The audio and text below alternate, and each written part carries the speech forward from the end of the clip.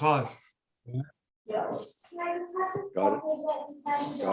Good. Alrighty, so this evening we're very lucky to have, at very short notice, some guest kids by the sound of it.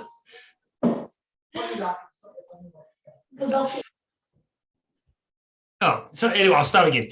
So we're happy at short notice to get Hamish from Deep Creek, who's got his own brand, Ismith, as well as being a head brewer there at Deep Creek. He's going to give us a bit of background about both and brewing things in general. Over to you, Hamish.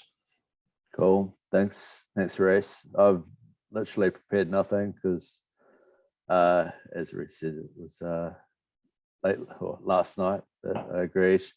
So I just thought, rather than me crap on about stuff, we could do a Q&A or something like that. Guess I'd give you a brief rundown. So yeah, I've been head brewer at Deep Creek for coming up to 10 years now. It was 2013 I joined Deep Creek. So yeah, coming up to 9 years, sorry. And just prior to that, I formed Ismith Brewing with a guy I used to work with. And so I guess the story goes, I was approaching Deep Creek to ask about contract brewing Ismith beer at their brew pub in Browns Bay. And they said, oh yeah, that'd be great, but why don't you come and be head brewer for us, and you can do that at the same time and everything will be awesome. And that's how it all started. And probably for the first 5 years of that, I spent all my time on Deep Creek trying to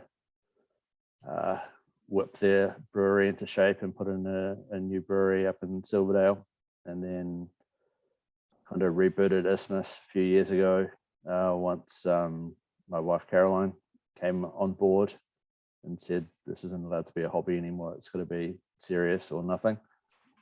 And so yeah, that's where we are now, and just started exporting for Ismith in the last, did Australia maybe 18 months ago, 2 years, 18 months. And then recently sent beer over to Japan and Singapore.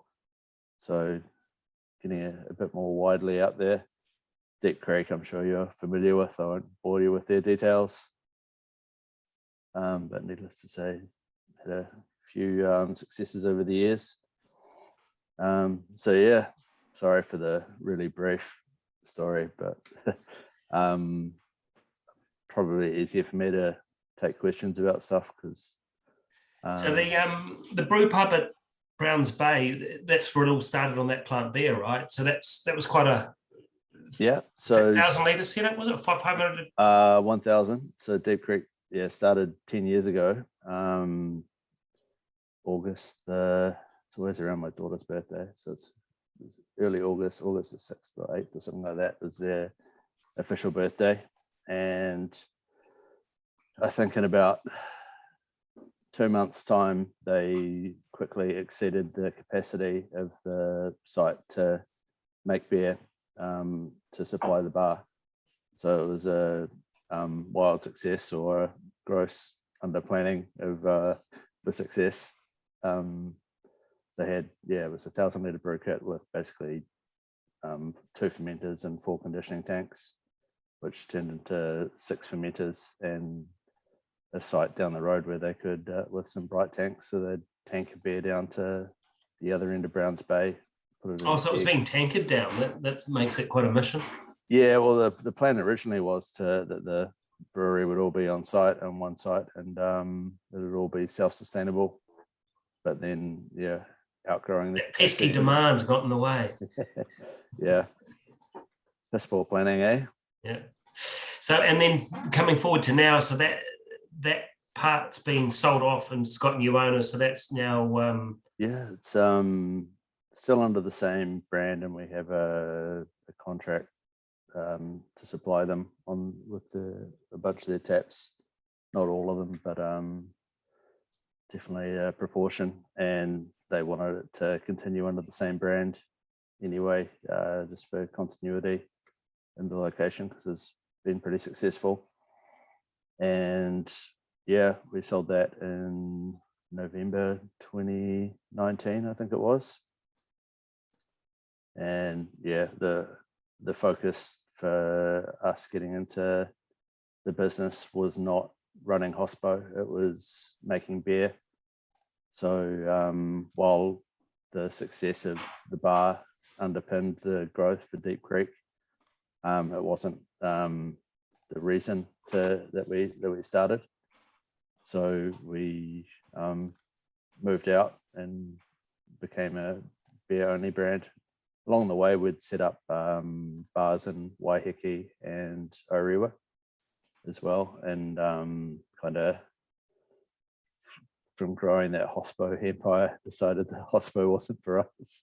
Yeah. So we moved away from it. I remember the one on Waiheke. It was quite small and it's quite hard to find, but yeah, it was kind of in just over the other side of the cliff from Oneroa there, underneath the real estate agents, I think it is. So yeah, it was, I mean, it was a successful place, the Waiheke bar. I mean, all of them have stood on their own legs themselves. But yeah, it was just supplying bars on Waiheke is a pain in the ass because no one wants to send stuff over there. But we wound up having to send kegs over in our van on the ferry, and yeah, it was a nightmare.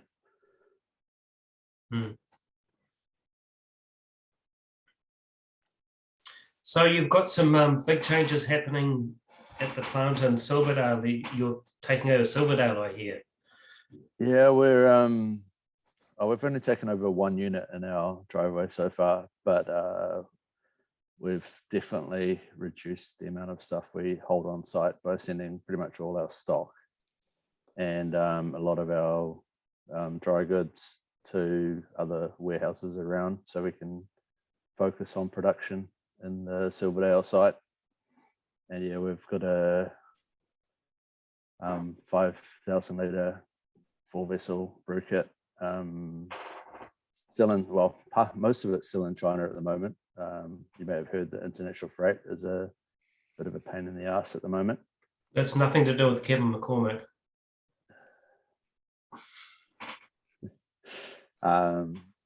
Yeah, so most of the brew house is there, but we're expecting it hopefully mid-December, although we were expecting it mid-October. So, and the stuff we got 2 containers out of there that arrived last week, and we've got our 3 new 10,000 litre fermenters, which we stood up with a crane on the weekend, and a new HLT. We figured we might be able to get more out of our current brew house with a bit more hot water. So you've got a sort of a plan where you're crossing over between the old brewery and the new brewery then?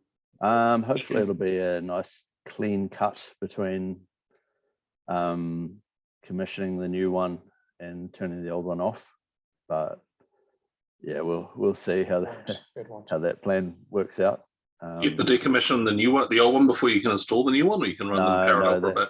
They're going to go in parallel because the new site inside our building is off to the side, so we can do all the work that we need to on that part of the building without impacting brewing too much. Cool. What are you doing with the old gear, Hamish? It's currently for sale on IBL. So no one's bought it yet. What's that? Sorry. So no one's bought it yet. I thought that'd be. We've had a few tire kickers, and yeah, definitely some interested people, but it's not really available until the new kit is commissioned, really, at which point we'll rip it out. So ideally we'd have a buyer lined up before then. But so what size is the old mash tun and what size is the new one? The old system's a 2-vessel 20 hec. So yeah, and then there's six 20 hect fermenters and a 40 hect fermenter and a 40 hect bright to go alongside it.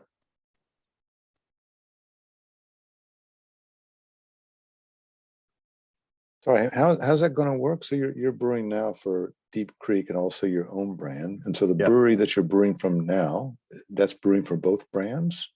Yeah, as well as a few others. And so you're gonna decommission that one, and then the new brewery is gonna do the Deep Creek.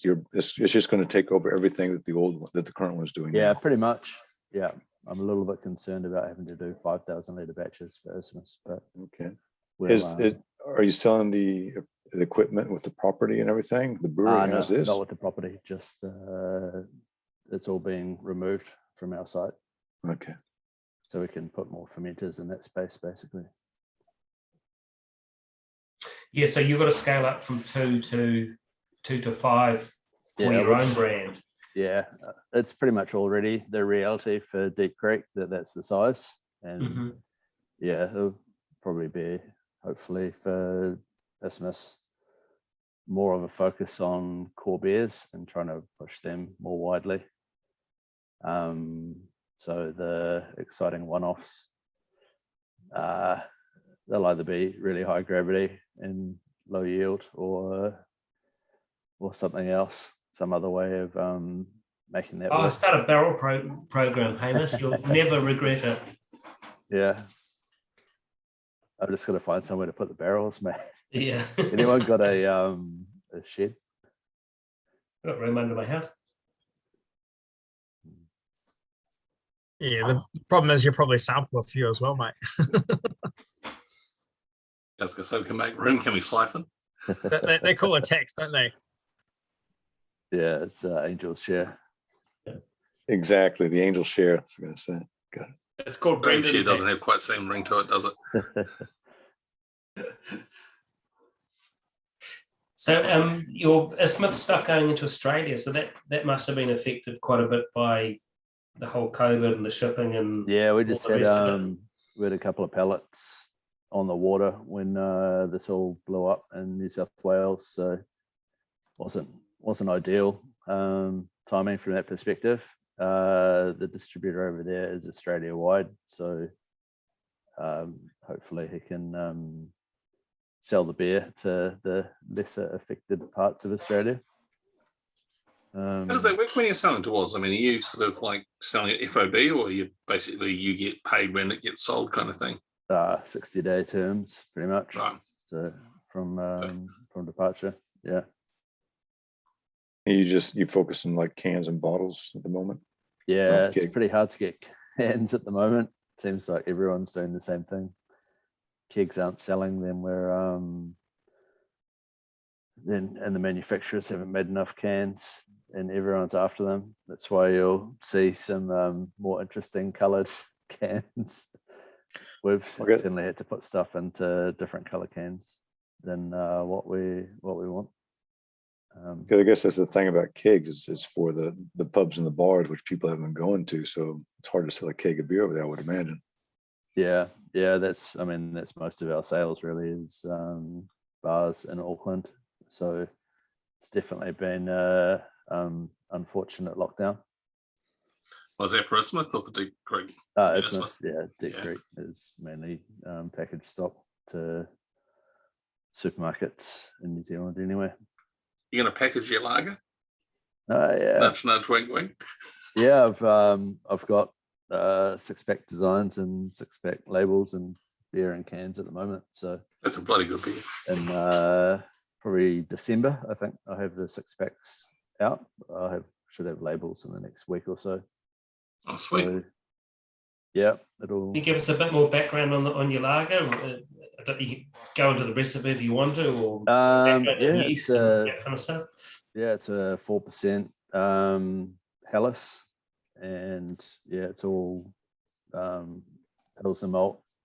It's a hop Tettnang or Hallertau tradition, depending on what's available at the time. And So where are you sourcing your hops? I get them from either Hop Solutions or from Alchemy. Yeah, it's all out of Haas usually. And what's the yeast? The Weihenstephan strain Oh, yeah. from either that or the was it White Labs 802? I can't remember what that is. Budvar, yeah, that's the one. Either of those are nice clean yeasts that I And what's your secret lagering technique then for your ferments? just get it out as soon as possible. Lager in the can, man. So lagering is not for contract brewers, eh? Yeah. Yeah, lager in the can or the keg. All right. So you're not doing a big. No, I mean, it gets a proper conditioning, but we're basically in and out in 3 weeks. So yeah, I doubt you'd say there's much lagering going on. Do you find there's a difference with the? I mean, if they're kept cold in the can or keg and they're stored, do you reckon you get a improvement in the beer with more time? Definitely the flavor comes up over time compared to that packaging. So yeah, you definitely, but you see that with pretty much any beer anyway. So I think conditioning to package is pretty much all you get. And we're not resting on yeast, we're filtered. So It's 3 weeks from brew day, or 3 weeks from brew day, yeah. So that's fast turnaround.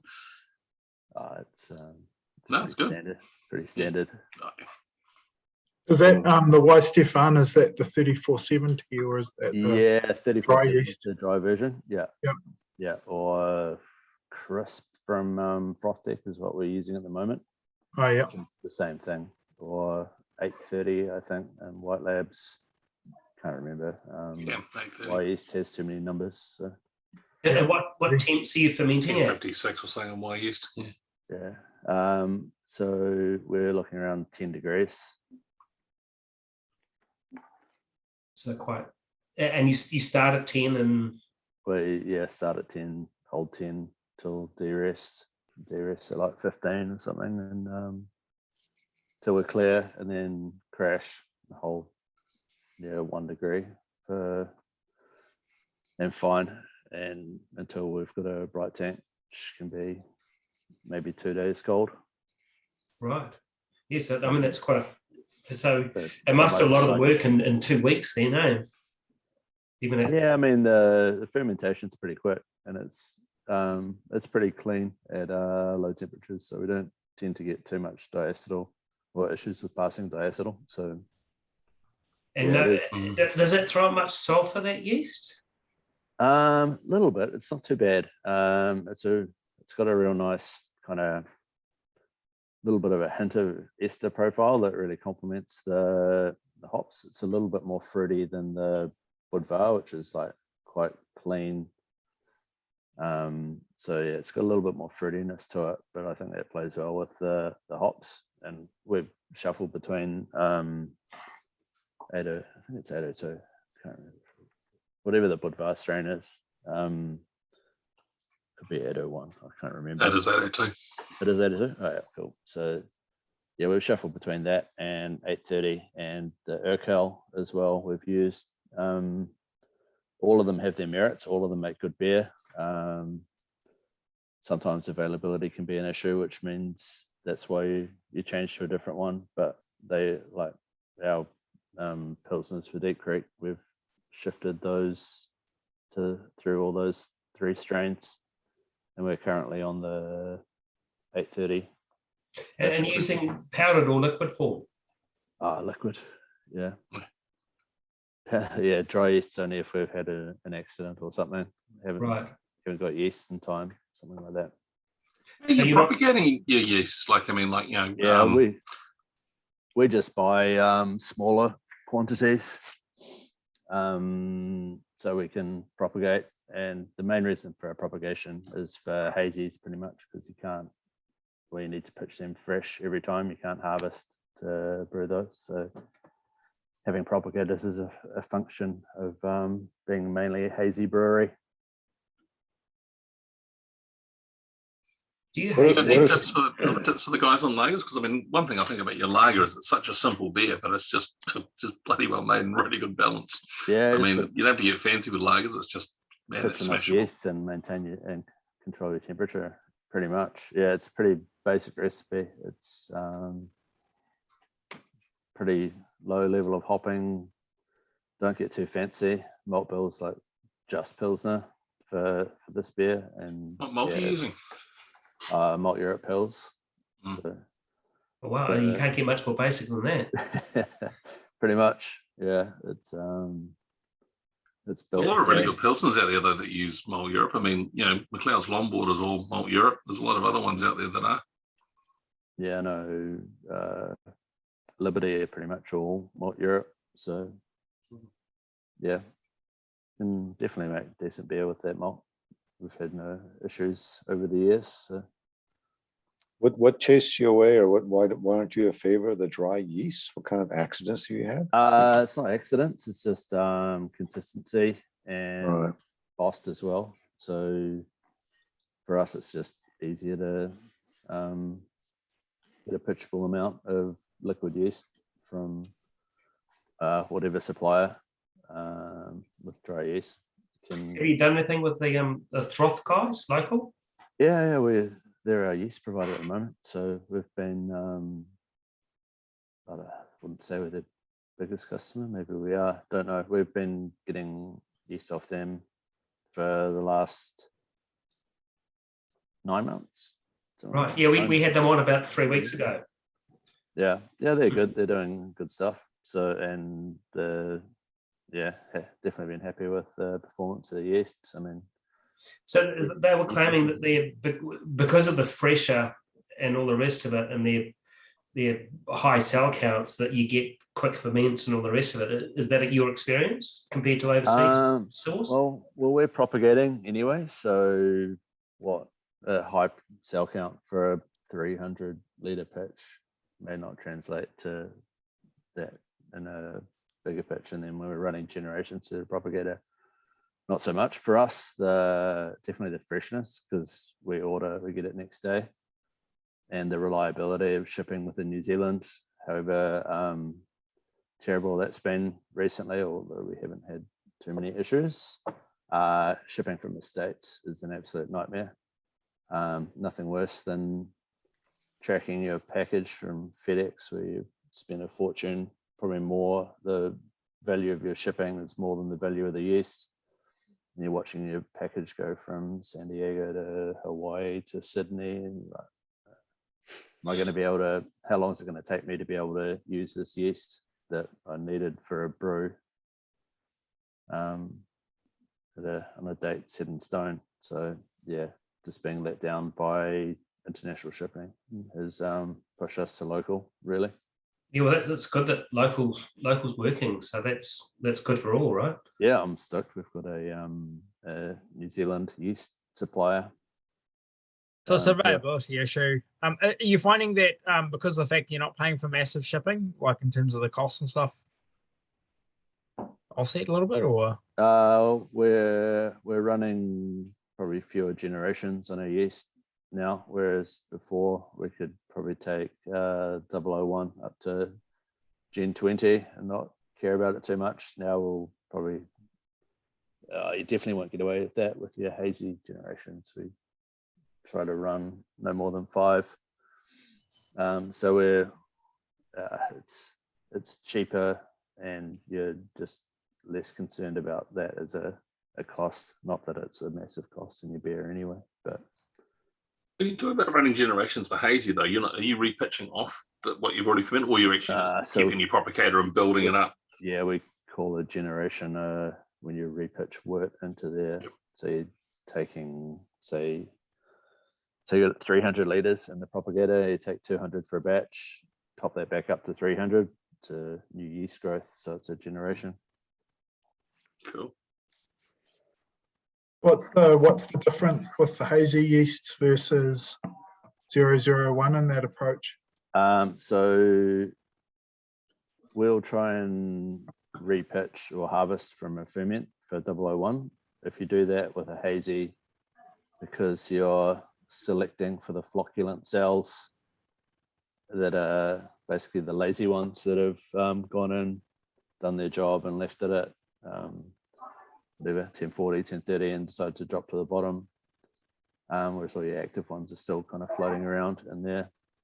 Even at the end, you wind up making clear under attenuated beer, which is not what people want when they're getting a hazy. Or you don't want that full stop when you're drinking a beer. Some would Yeah, say Hamish, I've hazies just are a clear under attenuated beers anyway, but yeah. I've just finished the IPA. Which one should I go for next? So you got 4 as your lineup. So you got fresh. You just had the wisdom, the L. Yeah, Yeah. go for probably maybe go Beautiful Haze, then Miyagi, then Fresh Hop to finish. Right. Yeah. Good plan. Yeah, that Can't- Mr. can't go Miyagi's. Yeah, that Mr. Miyagi is a great beer. Well done. Yeah, I first encountered that. We work near the Quarters Hotel, and you know the new bar there. Our land is our own or something. We first came across it there. Yeah, it was a beautiful experience having it there. So, could you tell us anything about that beer at all, Mr. Miyagi? What is in that? Good question. Yeah. It's basically the grist is basically, I think it's 80% ale malt Europe ale, 10%, 10 to 11, 12 German wheat malt, and another 8% rolled oats. And then hopping's probably Taihiki Mochueka in the Whirlpool, and bitted to about 20 odd IBUs, 20, 25 IBUs. And then Mosaic, Rewalker, Mochueka in the dry hop. Try, yeah. And Something a bit different. I don't know what it is, but yeah. The it's really passion fruity. And with Rewalker this current season, we didn't get our full allocation, so we've had to change the hopping on we've had to pull Rewalker out of it. So it's got Idaho 7 is basically what we've used to replace that, and it's kept the passion fruitiness right up there. So I've been pretty pleased that we could basically make the same beer with different ingredients, because Rewalker is a pretty unique hop. It's definitely a hard one to replace in recipes. pretty rare right now. Yeah. It's just so distinctive. Yeah, it's quite cool. So each of your beers, you sort of try and have a profile to, like more of a rather than just not a recipe, it's something you're aiming for in terms of a particular distinctive character or something like that. And you build around that, or you just It started as a recipe, and then when your ingredients. That's when brown trousers happens. You can't your ingredients. Yeah, oh no, now I've got to maintain something. So yeah, I was pretty happy with that. The replacement hop didn't impact the flavor too much, or not noticeably anyway. I mean, I got a question for you. With what you did for your birthday beers, that's a pretty unique thing to be able to do, is to be able to go back and sort of pull back some of the classics from a while ago, especially since, I mean, you guys have been on a hell of a journey for the last 10 years. And I imagine, processes have evolved, everything else is, I mean, what was it like sort of going back and brewing some of those? And how do you sort of, looking back from where you were in the original things, I mean, any thoughts on that? It's pretty interesting to go back, because some of them I think we made all of them on our new brew kit. Some of them we hadn't made for a long time. Some had kind of only recently been culled. And so the New England IPA was our first hazy beer, and it kind of only predated Miyagi by not that long. So Beautiful Haze, I think, was the second one, our first real commercial one. And then Miyagi was straight after that. And it was supposed to be the start of a new range. Dusty Gringo, we kind of had only recently stopped. Well, recently, probably like 3 years had been since we stopped making that. So that one was something we'd honed quite a lot on the kit anyway, and kind of handed that one off to another contract partner when we got a huge order from overseas, and then the overseas order got cancelled, so we wound up with heaps of the stock, and it wasn't quite to our liking, so that kind of killed that bear. Wasn't really through any action of our own other than not being able to sell it. And the pontoon, yeah, I mean, IPAs moved a long way from when that beer first started out 10 years ago. To be fair, we've moved that recipe along with the times a fair bit, but definitely it was a lot more of an old school IPA, which is quite refreshing to have out in the market again. And then Basilica was something I think we'd only made 3 batches of that all up. Anyway, 2 of them were at Browns Bay, and one was, I think we did like 1,000 litre brew up at Silverdale. So we used to do it in 750ml bottles, and it was a pain to deal with 750ml bottles at the best of times. And yeah, it was quite good we kind of reimagined that one of how we would make that now, and so that recipe moved a fair way from where it was originally, but I think it was a lot better for that as well. So you're exclusively cans now, aren't you? We do bottles for our barrels program. That's right. But that's like maybe 1,000 litres once every 3 or 4 months. So not very large scale. Just having a pontoon at the moment. Really nice beer. I've got a one of these lined up for. Oh yeah, Gringo. Yeah. Still got a few. I suppose you still got got some of the if you're saying they that were batch that selling you them. actually that wasn't B. That was Oh, I've yeah. still got one more can of that left. AB did it It's the other day. I think it's probably still tasting as good as the day it was canned, and that was That was impressive. I think, is that beer from when did you last brew it in your own brewery before you outsourced it? About 4 years old, wouldn't it? Is that one you've got is one that we made? Yeah, should have a batch code. I have to check. Yeah, I can man, look. that was holding up really well, eh? I can look in our computer system. I think with the dark malt, it really does hold its age really well. So yeah, like deoxidant quality. So it's pretty resistant to age, and for some reason the hops seem to persist a lot longer in hoppy dark beers than they do in say an IPA, or maybe it's just the background flavor doesn't go all caramelly and detract from that. With pontoon, did you keep the same bitterness kind of level as you did originally? Because I mean, I'm always curious as to whether my bitterness is over the years has got. I think, yeah, it's pretty much the same recipe. So it's, I think the bitterness is pretty strong compared to some of the IPAs. Well, certainly some of the other IPAs we make these days. So when I had it, I was really happy with it, and definitely was a lot more noticeably better than Wisdom or had Antivirus out at the time as well. So yeah, which are definitely more modern versions of IPA, which are pared back on any sort of crystal malt and definitely lower bitterness to compensate for that lack of body or residual sweetness.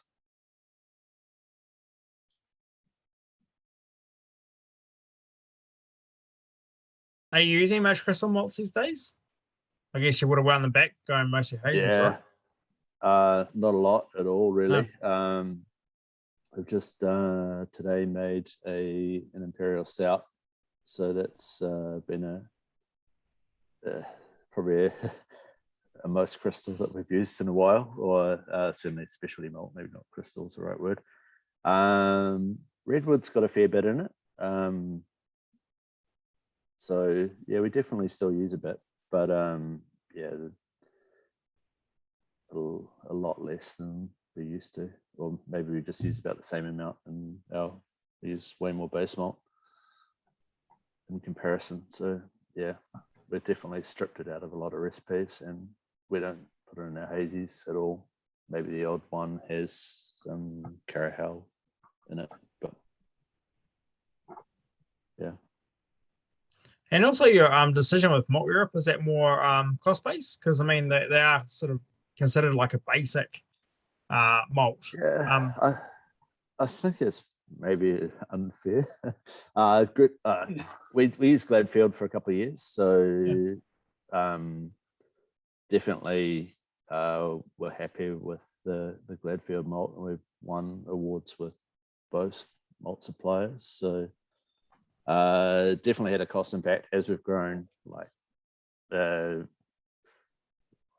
maybe wouldn't like to hazard a guess at what the difference in prices, but it'd be around 10 or 15 cents a kg, something like that.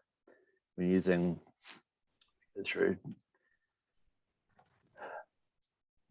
ton a day. We're pretty much using a ton a day, so it makes an impact to your bottom line when you start to grow scale. When we were using way less, it didn't really matter so much to us. But yeah. But in terms of actual flavor, like you actually noticing the flavor difference? No, a little bit, but not enough that the cost justifies it, I think. Yeah. And you can certainly do things to impact or mitigate that. But I mean, there's literally nowhere to hide in a 4% lager. So I'm happy to make a 4% lager with 100% Malt Europe Pilsner and very little hopping to go with it. So what bitterness are you giving that lager? Probably around 25 IBU, I think. Yeah, top of my head. And you doing the old traditional aroma hops sort of thing at 15 minutes, that sort of thing? Yeah, it's got a 30-minute and 10-minute edition, something like that. I don't think there's anything. But no whirlpool sort of no thing. Whirlpool, no.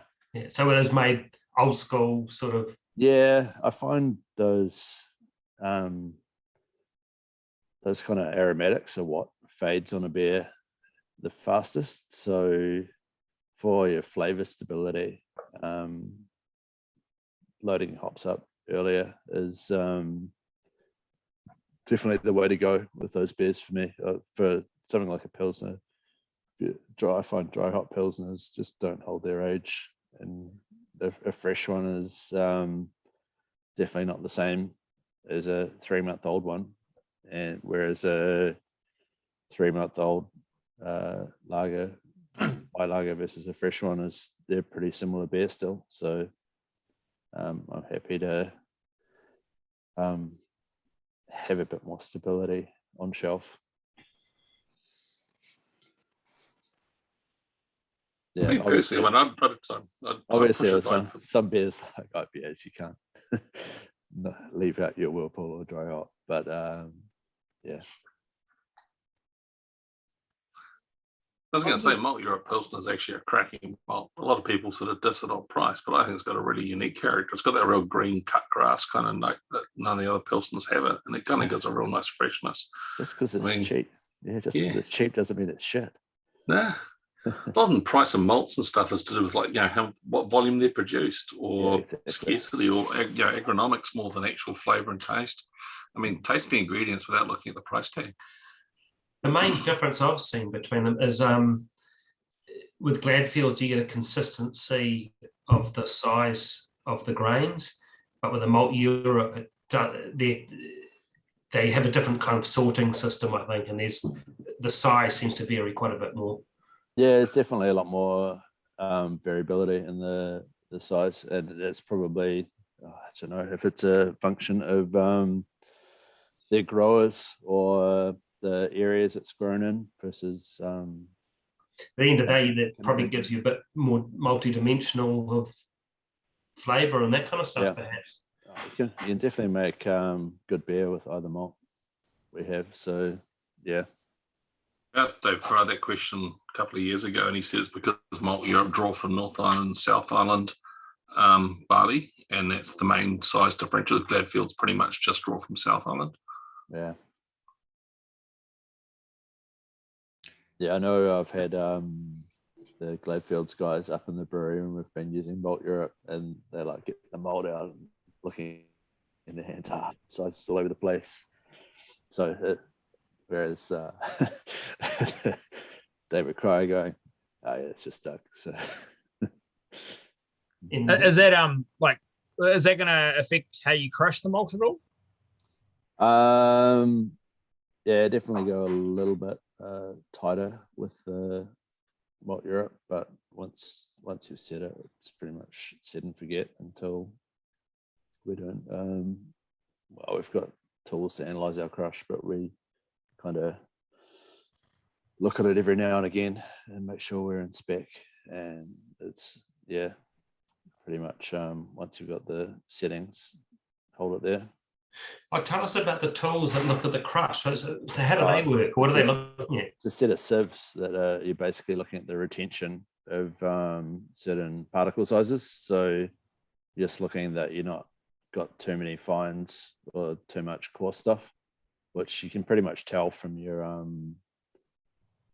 lauder anyway, whether you going not getting enough extract through the kettle or getting slow runoffs. So yeah, kind of diagnoses itself in the mash tun, and the sieve is just the extra tool to fine tune once you're playing around with the crush settings. Which affects your efficiency and affects your bottom line, I suppose. Yeah, or it affects your time and whether you can't get your wort out of your mash tun. So Right. yeah, which is a larger problem. But yeah, how many batches a day are you running at the moment? Just 2, but we're running 7 days, so 2 a day, 7 days a week.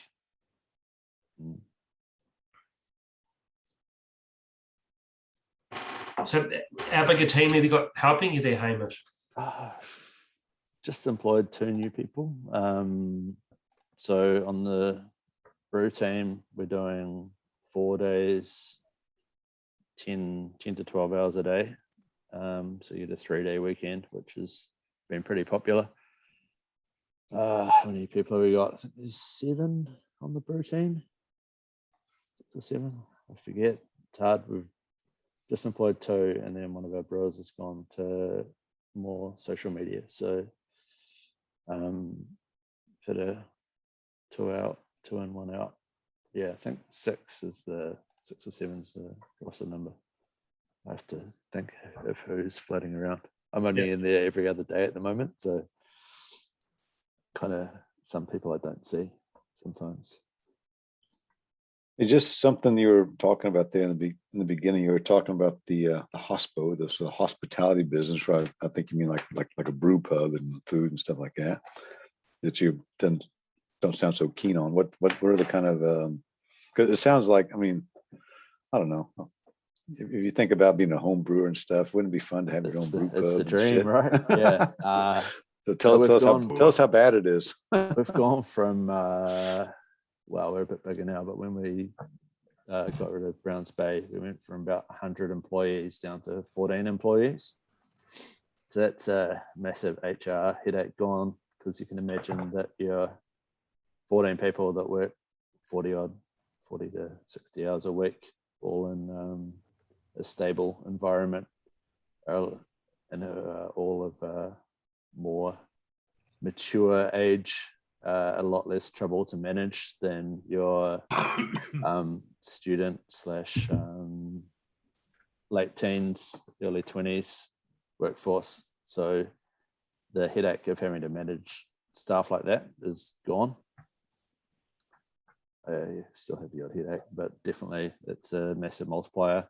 With bars, it's really, really easy to lose money. So if you take your eye off things for any short amount of time, you'll quickly find that your profit margins start declining. And yeah, it's just a massive management drain, especially when you're trying to make beer and sell beer at the same time. So competitive as well, isn't it? It's just since competition. run as Yeah, well. yeah. It's making the beer market's pretty competitive, definitely. There are good hospo operators out there, but you'll find they're pretty tightly run operations, and they'll That's right. definitely They're have slick businesses. yeah, good managers and overseeing things. Yeah, it's a lot harder when you've only got one bar to do that.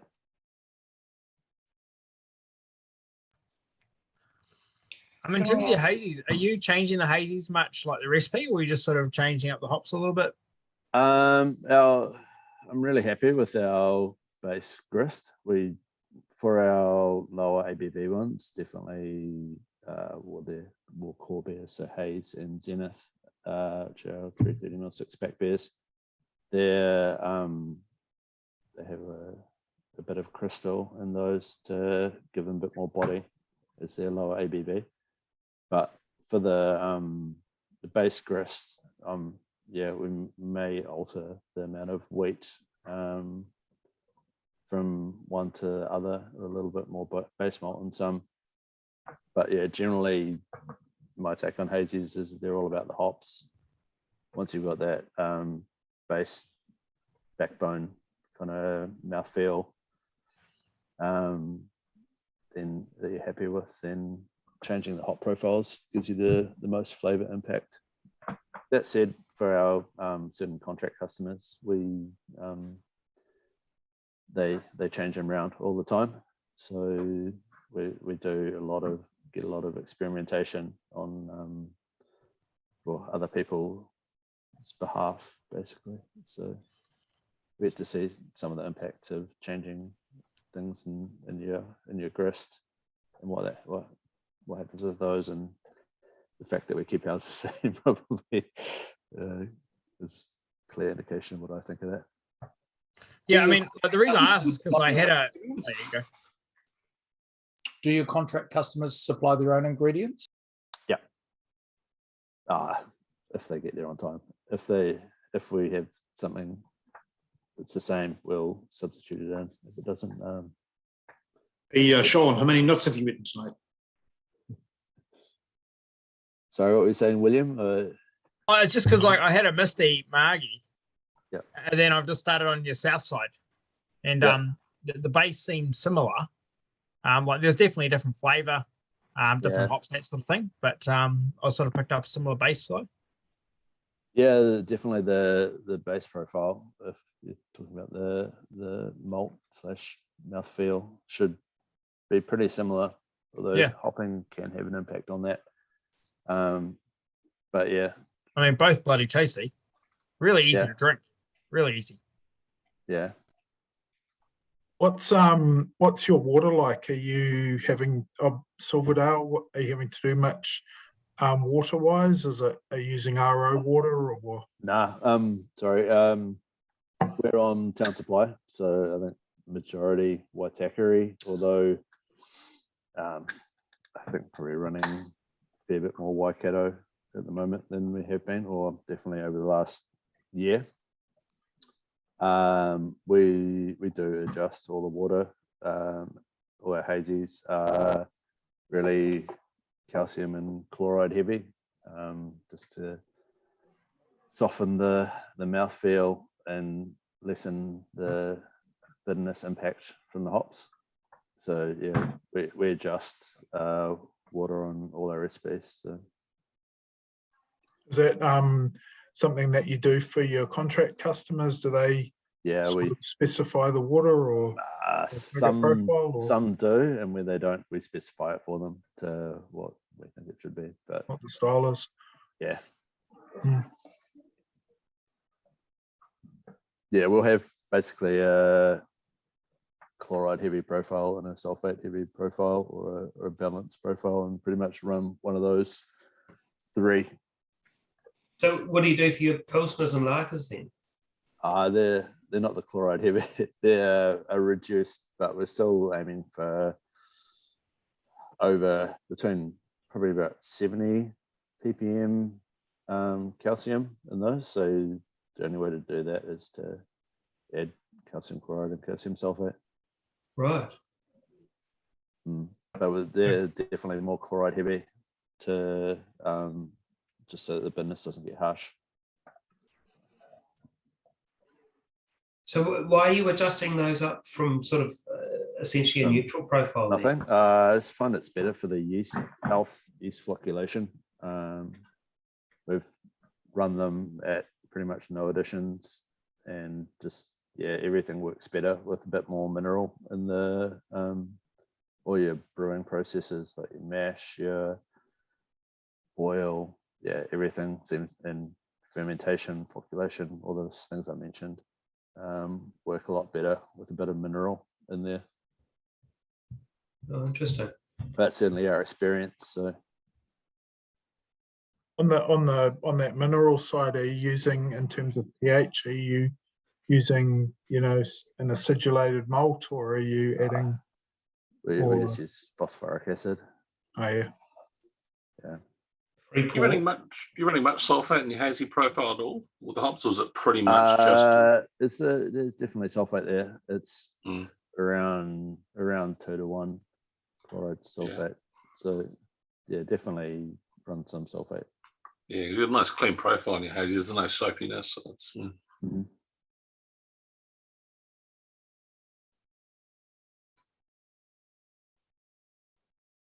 Can I ask a couple of questions about the antivirus? Sure. Without delving into spike proteins and what have you, I didn't read the can, and when I first tried a few glasses, few sips, from my glass, I was getting like a green grape skin kind of flavor there. It disappeared a little bit as I drank it, and then I looked and saw the Citra Mosaic and the Idaho 7, and I sort of wondered where that, maybe I've got it wrong, but that potential green grape skin sort of flavor comes into it. Yeah, I know what you're talking about. I think I put it down to Mosaic, that one, I reckon. Mosaic definitely performs a lot differently in a clear beer than it does a hazy, like with the biotransformation. It's pretty much in all our hazies, maybe not all, but definitely most Mosaic. It's gives you a really nice fruity mango biotransformation profile. I don't tend to use it too much in clear beers. This wasn't my recipe, but I'm happy to give our other brewers a chance to go with it, and I love that beer. It's been a massive seller for us. It's probably going to replace Wisdom as our IPA that we make, I think, and it's got a really cool label. We've kind of gone down the track of getting artists to make labels or finding good art to kind of give you a bit more shelf appeal than we've kind of had in the past. Yeah, it's an enjoyable beer. I kind of expected it to be a bit fatter, if you know what I mean, and it's not. It's quite crisp, and it's very easy drinking. Yeah, it's along the kind of double IPA. So it's got some sugar in there and it's a Pilsner malt base as well. So it's really basically get out of the way of the hops. And a little bit of caramel hell. So it's a pretty light base for a beer like that. No, thanks for that. That's interesting. It's it just wasn't what I expected. I expected something way kind of bigger and punchier, especially for the alcohol content, and yet it sort of wasn't. You have to get another one. More. So you're going to share which one of the team got a gold star for the recipe, or is it going to be a state secret? No, it's Kerry's recipe. Okay. Yeah, it was supposed to be entrant in the Malt House IPA challenge, but our first batch didn't go according to plan, so we had to put that one into the drain. But every subsequent batch has been awesome. That one just for some reason failed to ferment, and yeah, no idea what. That's yum beer. Yeah, You had to put it to the drain. I mean, it became nothing. it was like, it was probably 10:30 something. It stored it in the 10:30s for must have been like 2 weeks or something. So it was never going to attenuate, no matter what we tried. Pitch more yeast, yeah, just pitch fermenting wort into it. Just couldn't get it to take off again. Oh, Try enzyme. Yeah, or put in the drain and start again. Yeah. Yeah, yeah. When You we guys have a playing problem, around with much with? Sorry. when we have a problem like that, we'll make a call to hold on dry hops, because that basically doubles the cost of what you're putting in the drain, or worse. So we'll look for issues like that in our fermentations, and be prudent when things may or may not be going wrong. What would, like in terms of possibly what went wrong with that batch? Was it yeast vitality, or is it? I've got no idea, because we pitched perfectly healthy yeast into it afterwards, and there's plenty of available sugar there, and it just still wouldn't kick off. So yeah, I'm not sure. Look, it's like a lot of things. They don't often work out when you're Do a trying thi- new things. Yeah, I could do a thesis on, well, Across all, for us, like there was I'm in software development, and it's like, Yeah. you don't really know what you're getting into. You're trying stuff. yeah, Sometimes it I doesn't mean, work, and you that was, have to abandon. Yeah, you have to bail out at the right time as well. You Yeah. have to know when to quit. Yeah. yeah. That's like most reliable yeast. Stuff like that happens with the hazy yeast from time to time, but Yeah. the first time we've had that happen, I just put it down to Kerry's recipe and Yeah. pat on the back and said, try again next time, mate. Yeah. Yeah. But yeah, no, it was certainly nothing I could tell No. that we've done wrong. No, you can't. You can't often. You playing around with enzymes? Start again. much at all? Enzymes, I've done a few, so like MLA's gonna enzyme, is that what you're thinking, Dave, or? Well, just the in general, whole it's like everyone seems to be playing. Well, some people are playing a little bit more with these days. I mean, 2 or 3 years ago, no one would touch with a barge pole, and now they're sort of becoming a little bit more. Yeah, we've done the Brute IPA thing with enzymes in the mash, which we made good beers with those. It's just they don't really sell. So, or maybe it's a one-off or something like that. Might do. We use Clarix a bit for our orange beers to reduce gluten.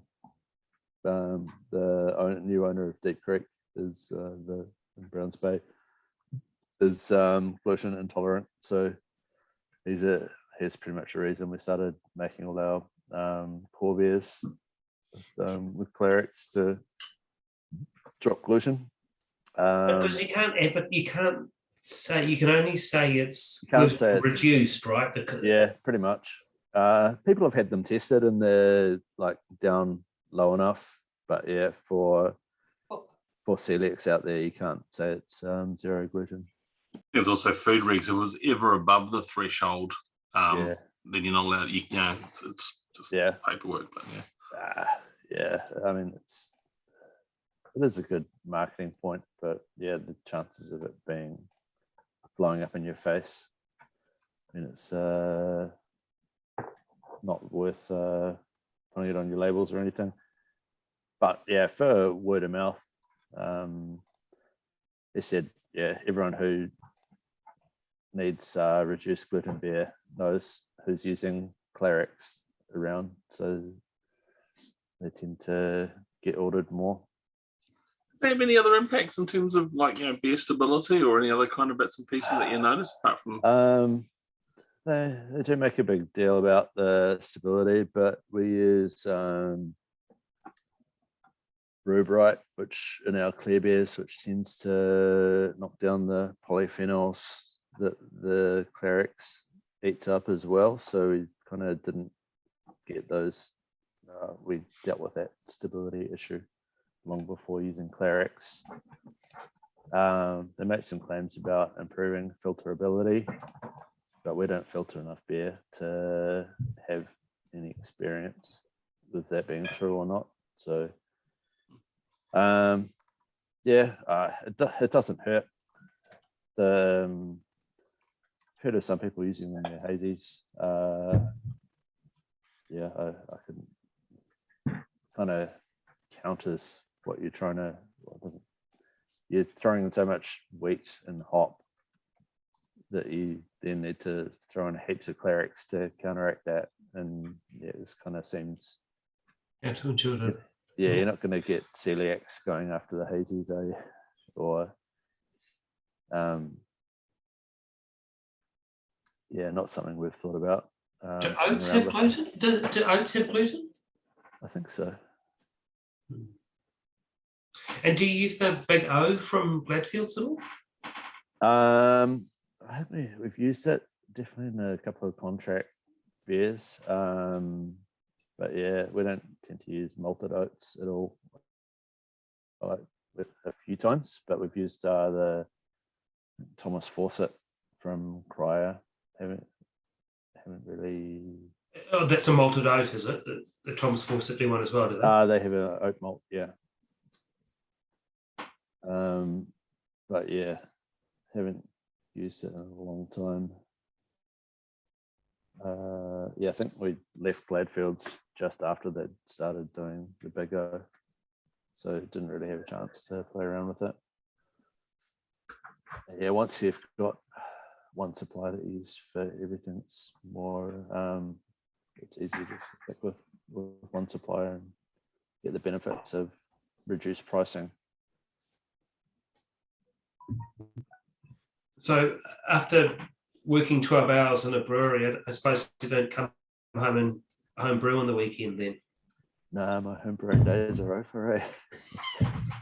Actually, the lockdown made me consider brewing again because I had a bit of time around the house, although I was still working. But it just seemed that if I was at home, I could work and brew at the same time. Yeah, that's a fallacy no one quite achieves. Yeah, I started considering where I'd be putting all my fermenters and everything, and yeah, quickly the idea lost appeal. In terms of what you would homebrew versus obviously commercial scale, like what's your mindset change between you know, how you brew those or how you design the recipe?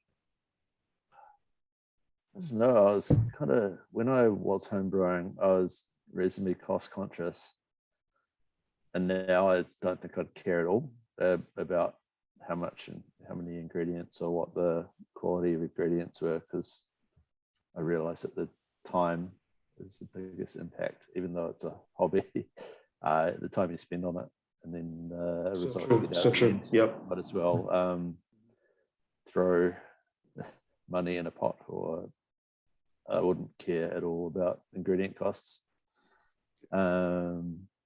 So that would be definitely a different mindset to commercial scale. And I don't know, with commercial, we've got really good access to ingredients, so like fruits and stuff like that you just can't get on. So let's say you wanted passion fruit puree, I've got my pack of probably about 5 different things I could get commercial size that I don't think I could reproduce. But if I wanted to use fresh fruit, I couldn't use, I just can't deal with 200 kgs of watermelon like we used to be able to. So I think there's an advantage with using probably fresh fruit ingredients, stuff like that, versus. So yeah, and then also like from a hopping point of view, you know, like when you're doing real small scale, as you say, it's not a lot of, you know, whether you're doing a little bit or a lot in a homebrew scale, it's not going to make a lot of cost difference. What sort of hopping dosage are you doing with the commercial scale? Because obviously you're looking at that versus flavor. Yeah, we're not too shy about throwing in hops. So our typical dry hop is about 10 to 15 grams a litre, and the dry hop for our hazies. So I think when I was homebrewing, that amount would have freaked me out, putting that much hops in beer. But that's probably like 15 years ago versus now. Actually, this beer here is probably my this is a homebrew version. Well, this is a version of a homebrew that we'd made on a commercial scale. It's a 2,000 litre Imperial Stout called Figaro. I can't see it, it's backwards. Yeah, nice. But we got 40 kgs of dried figs, and over a weekend boiled those up with wort and reduced them to make basically a fig caramel. So I basically spent an entire weekend chopping up figs, boiling figs, caramelizing figs, and wort that I'd grabbed from the brewery. And so what I must have reduced basically 50 odd litres of wort down to about 10 litres, something like that. So, or maybe a bit more like 20. And then that went in. So basically I spent a weekend of labour making, pouring into this beer.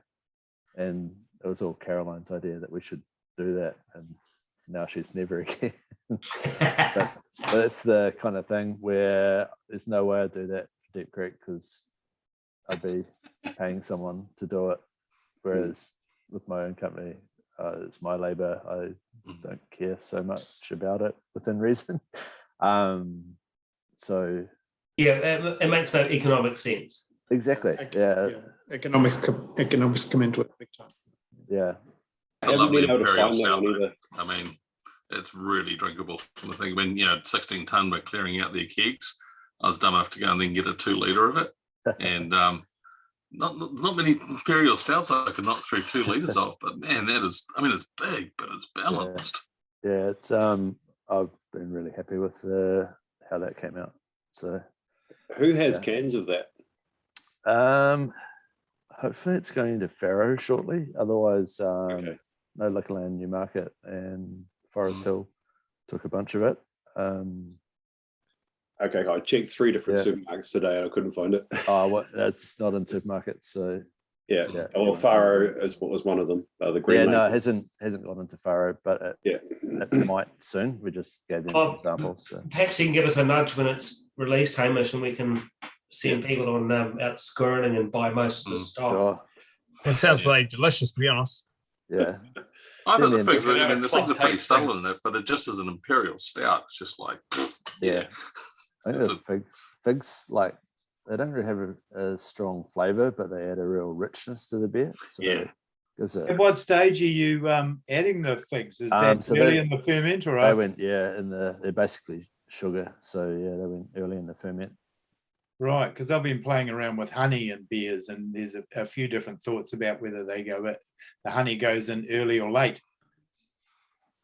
Yeah, because they're pretty caramelized. I wasn't expecting a hell of a lot of simple sugar, whereas honey's got quite a lot of simple sugar. So yeah, this the worry with putting it in early would be that you bias your yeast towards sucrose or versus maltose, so they might get lazy on you. But yeah, that Figaro sounds nice. I'm going to have to find somewhere. I like the idea of figs and beer. That sounds nice. It's kind of a molasses flavour. You got any tips for making a mess? Because I mean, the big thing that struck me about Figaro is, I mean, it's a big beer. I mean, there's a lot of guts in that beer. Yet it's ridiculously well rounded and really balanced. It's so smooth on the palate. I mean, how do you make a beer that big and sort of, stop it being sort of just loud, noisy, and a bit obnoxious, like still keep it sort of balanced, refined, and rounded? Yeah, I was expecting it to take a while to age. And it's got a lot of roast barley in there. It's got 50 kgs of roast barley. So it's got a lot of roasted character I was expecting that to definitely take a while to settle down. So yeah, I was probably as surprised as anyone that It's massive, but it's got no bite. Yeah, I mean, it's 65 IBUs as well as which I think is pretty much bang on. I was thinking a lot of ones we've made for other people have been a bit more than that, up in the like 80s or 90s, and for me, that definitely makes them take a lot longer to age to drinkability. So maybe going low might hurt its longevity, but I don't think so. It's got just so much roast character that it should be pretty stable. And in terms of your stout, like, are you adding all your dark malts at the same time as you're mashing everything else, or are you doing like a late mash on those? Everything just goes in at the same time. It's with the auger and hydrator and all that stuff. It's just easy to put it all in one shot rather than kind of stage when it goes in. But with that said, we've done that for other contract customers in the past. Done only throw the dark malt in right at the basically start of lauter. Have you noticed any difference on that? Maybe it reduces the harshness of it a bit, but yeah, it's probably splitting hairs, I think. You mentioned a bit earlier, and I can't remember, you were using phosphoric acid in there. Yep. I imagine that's a pH thing. I've never played around. I've just started using lactic, and I did a brew today and threw some lactic acid in there, and it didn't hit the pH rate, and I threw some more in, still didn't drop. And I thought, I don't want to go too far with this because I've heard that lactic can have a bit of a taste, whereas phosphoric's a little bit cleaner. What are your thoughts on that? Yeah, apparently lactic is not approved as a food ingredient for beer. Someone told me once. So that's why we don't use that.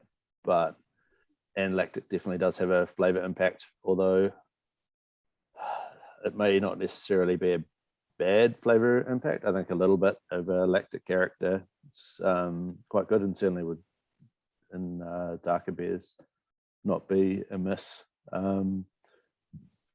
Yeah, we just use phosphoric because it's easy, it's stronger, so you don't need to use as much. And yeah, it's a good tool to have for rather than trying to use acidulated malt, which is basically adding lactic acid anyway, because it's just malt that's been basically sour mashed and then kilned. So you just it's a way for the Germans to get around the Reinheitsgebot. Just on the topic of your beers, like a food product, what are the regulations of beer? I'm just looking at both of these cans. I haven't looked at this before, but nowhere on this can does it say beer. And like so it's obviously has some place in the food laws. I don't know if you have to say that it's beer. Probably do. Stout is a type of beer, though, right? So you don't have to in New Zealand. I think the name tells you what it is. Yeah, thanks to the big breweries, the laws around labeling a beer is very, very basic. We're looking at the regulations, and it's got a cool. Beer must be contain beer or something like that. It's really we've just been going through our food inspection recently, and so what does it need to be beer? I looked up the statute, and it was beer must be beer, and you just said you're not supposed to use lactic acid in beer. What about things like these, like using these different enzymes and clarifying agents, silica, gelatin? These are all just processing aids. Is that what they're processing aids. So you don't have to declare any of that? No, I wouldn't mind so much if the regulations tightened up a bit, because I think some people out there are playing a little bit fast and loose with what goes in. If I put lactose in a beer, I'd like to think that was on the side of the can, because people have issues with lactose. If you're putting flavorings on the side of in your beer, you should be putting that on the side of the can too. So I think the regulations could definitely stand to tighten up. But yeah, I don't think they're going to. So. But then you got to pull into food sort of safe regs and everything else like that. And the moment you do that, the cost of compliance is going to go through the roof. Yeah, exactly. I mean, I know what you mean. They should be a bit more disclosing, but yeah, I think voluntarily doing that wouldn't be a bad thing. No, absolutely. The day I put lactose in a beer, it'll be on the side of a can. So yeah, that's the thing. Some of these. That's the thing. Some of these, some of these different food groups, like I know that, like the natural products, they put their own little group of people together. That kind of created a, what laws should we hold ourselves on? So if anytime the government steps in and says, hey, you guys aren't regulated, say, hey, no, we do have our own group here, and we are doing self-regulation. This is the rules that we abide by. Yeah. Is there anything like that kind of out there? I think the big breweries have been lobbying long and hard on our behalf over the years for there to be as little regulation as possible. Industry-wise, I think it's too young and too small an industry. A collective of small players is too few, and we've all got a lot on our plates. So to get something like that together is maybe a few years down the track. But like you said, it's unfair that you kind of do the hard yards, create a special flavor, and somebody else just has a flavoring, eh? Yeah, I don't harbor a grudge around that. We all know who does that. So you could go the other way though, and specify that your beer doesn't have caramel added or doesn't have this added. Like they do that with whiskey. They'll say non-chill filtered and no caramel, no colouring. Yeah, and that's how you know the good ones. Yeah, we should put vegan friendly on the side of the cans. But in making this beer or the Figaro, I learned that figs are not vegan friendly because they use a wasp. Wasp gets trapped in the male flower. I think it is. That's how they're pollinated. Yeah. So yeah, that's why there's no vegan friendly on the side of the can. I thought people would think we put lactose in. Read up about it. It's really interesting. That's going straight into the useless fact file. That's brilliant. Someone told me what one of our packaging team told me, and I was like, oh shit, thank you. You saved me being an idiot. and the vegans come for me. Vegan friendly. Nothing worse than an enraged vegan. Well, mate, they're militant, those bastards. There was a little bit of talk recently about brewers having to put a whole list of food-related facts on their nutrition panel beers. Have you heard anything about that, Hamish? Because that would sort of make it really difficult to analyze everything in the beer. That would kill the craft beer industry. It would, wouldn't it? Yeah. You look at what food producers have to go through each product in terms of quantification, all the just. The testing would take forever and cost. Think how many people make one-off beers. Those would be a thing of the past. Everything would trend back towards big brewery single product. Green bottle lager. Control stuff. Beers. If you want that to be the future. There's two big caveats as to why beer's never been put under food regs, and one because of the pH, and two because of the alcohol level, and the fact that botulism and E. coli and things that can kill you can't exist in that medium. So it's always been exempt from food regs, and long may it stay that way, because shit, if it doesn't, watch the price of your beer go up about 30% overnight, and innovation's going to go out the window. But what regs are beer currently managed? One of the food regulations, but they're pretty loose. So just because we're making a stable product. So to make beer, you have to have a food compliant facility, and then Yeah, everything else is good. We're under the it's National Program 3 is the food grade level we're under, which is definitely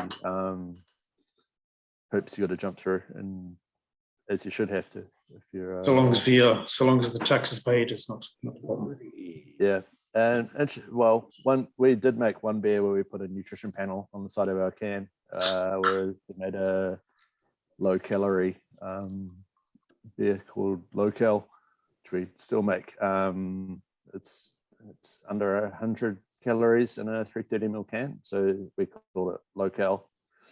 And so we sent that away for testing. It was 92 calories all up. So yeah, that was the one beer. Did we make a claim on it? I don't think so. I don't think you can claim that beer. That's a good move. I mean, but you guys never really much of a song and dance about it because everyone else is doing their low carb beers, but all they're doing is, I mean, they're moving the calories from sugar to booze.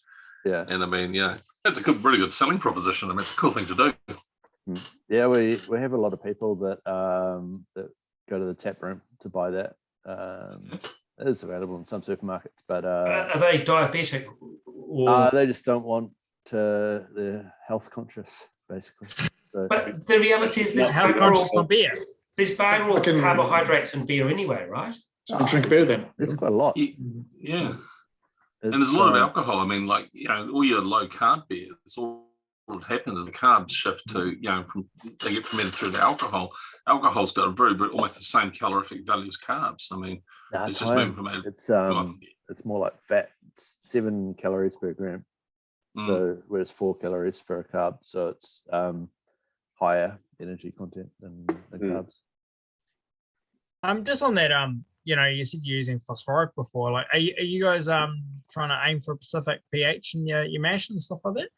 Yeah, as long as we're between 5.4, 5.2, we're happy. So yeah, we're aiming around 5.3.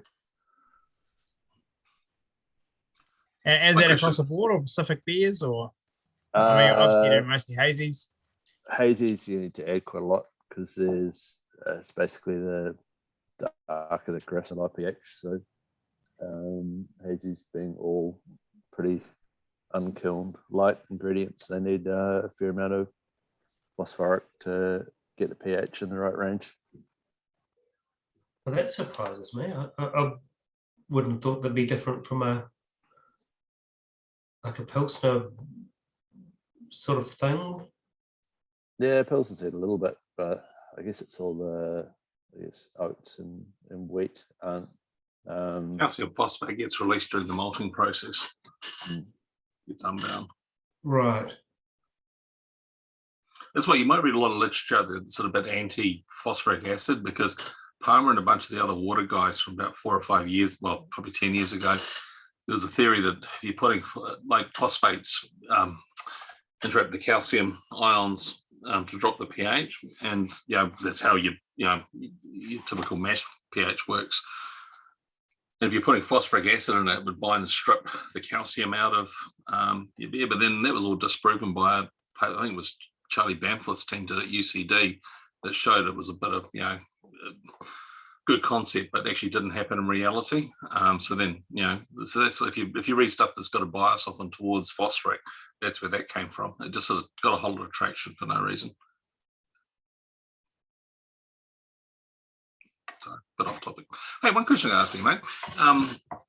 Kettle sours, because that's one sort of range that you guys are just absolutely nailing in terms of just like really good, really clean, fruit forward kettle sours. I think you sort of got a bit of an ownership position on that one at the moment. What's your process there? I mean, how are you doing your kettle souring? I mean, quite a few people playing around with that at the moment, dabbling in Philly sour and a few other bits and pieces. Yeah, I haven't read too much about the Philly sour or tried many beers out of that. Just we've got our process, we're happy with it. So basically for us, we're doing a double batch usually, and to make it time efficient, we'll do one kettle sour where it goes through the full boil, pitch, or take it back to about 42 degrees, pitch lacto and sour overnight. And then at the same time, we'll sour in the mash tun. So we'll do a mash, hour long mash like normal, take that back to 40 degrees and then sour in the mash tun as well, pitch lacto, sour in there. Means we can make 4,000 litres in 2 days instead of it having to use the kettle 2 times in a row. You're doing a full boil on what's in the mash or mash tun, or just a knock? The day after we'll boil it, yeah.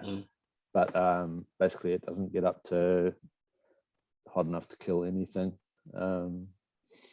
And you have a DMS issue from that, or no? It's pretty clean.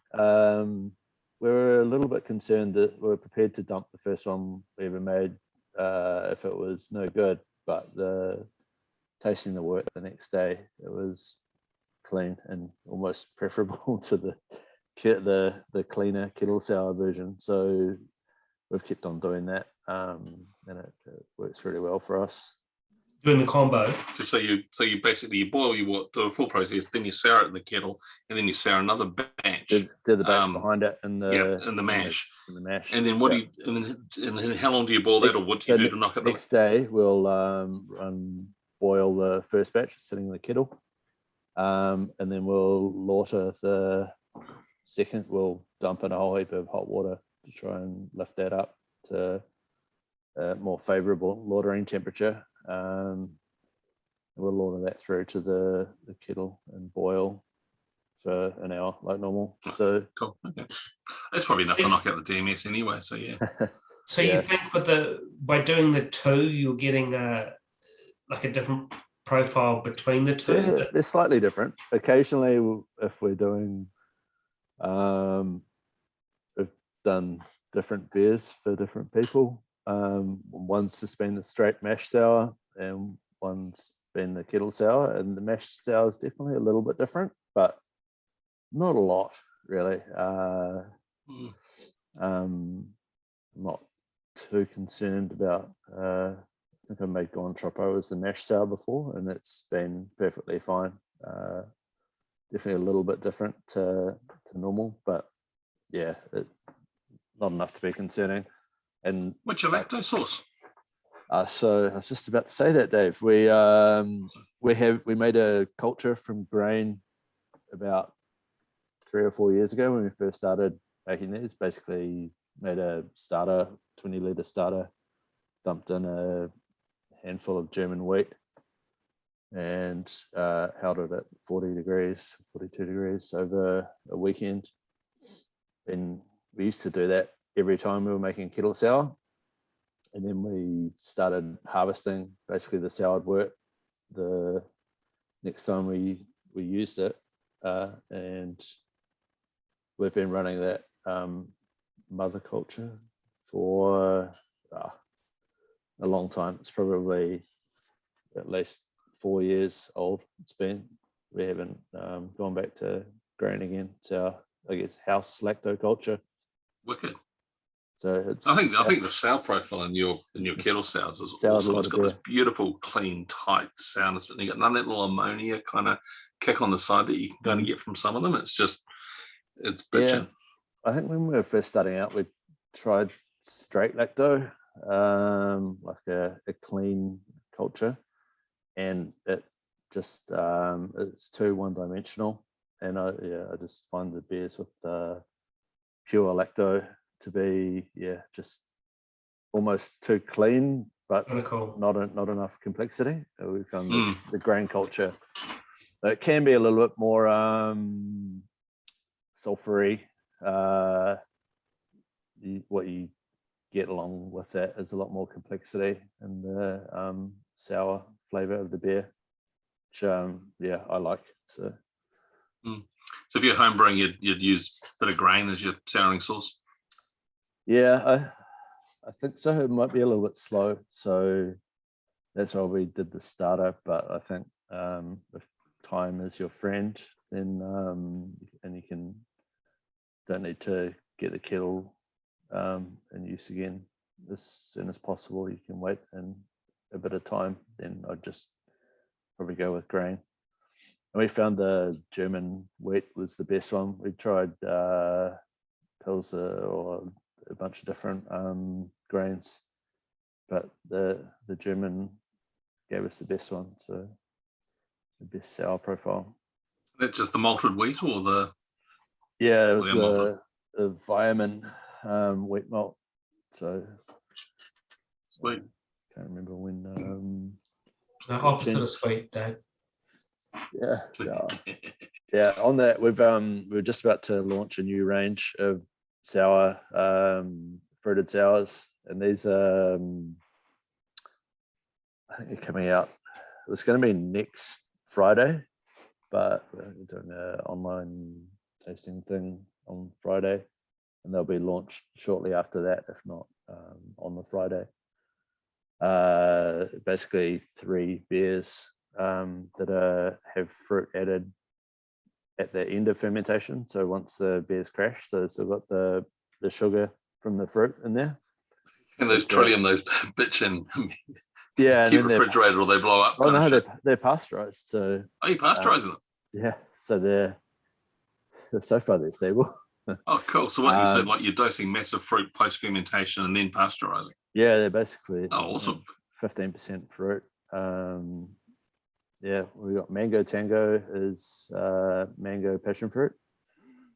Hey Pena is pineapple, raspberry, lime, and Berrylicious is we got raspberry, blackberry, cherry.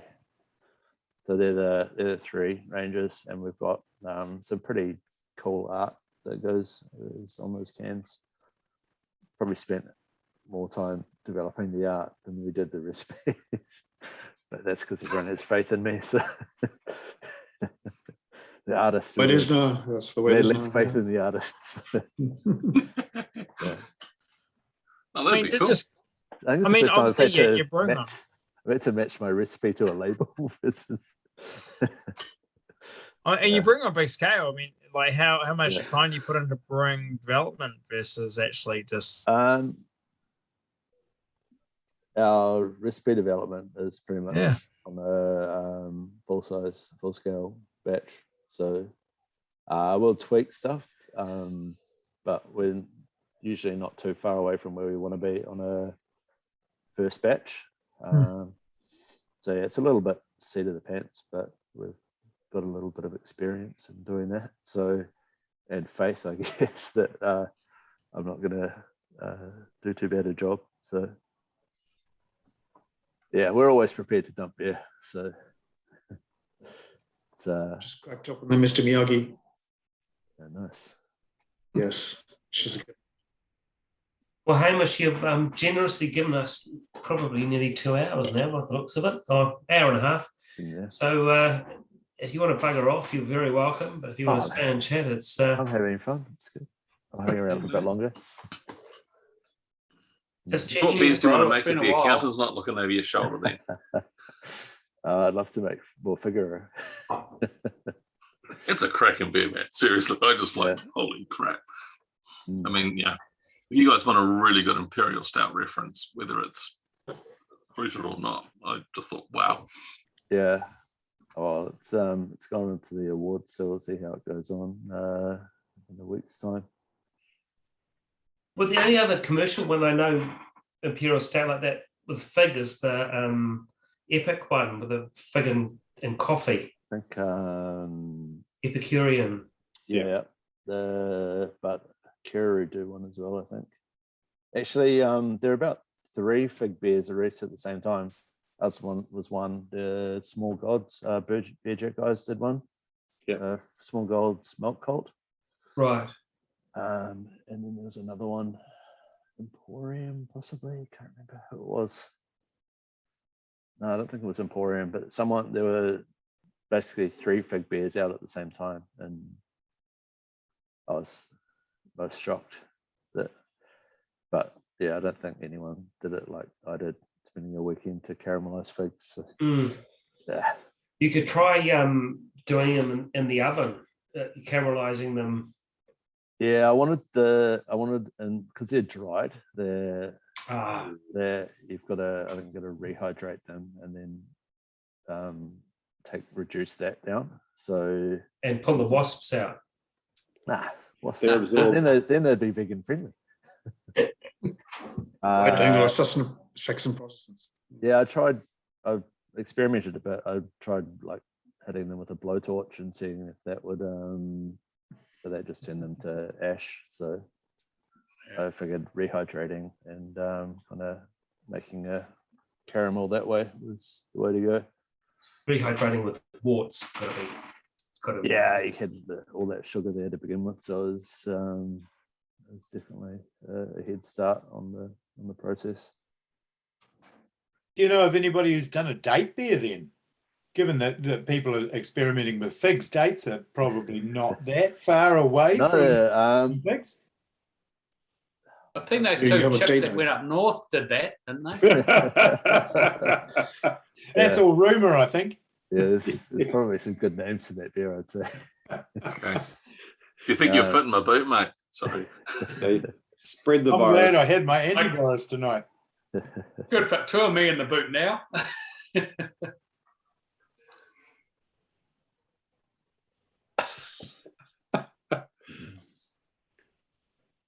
The other thing I'll say about the Figaros is, I mean, like, yeah, it's already well to get into adjuncts and everything else like that, but yeah, if you don't know your base beer, it's pretty hard. I mean, like for me, I thought the figs, I know what you mean. They had that nice earthiness, that nice richness. I almost get quite an earthiness of it, but just I'm blown away by the base beer.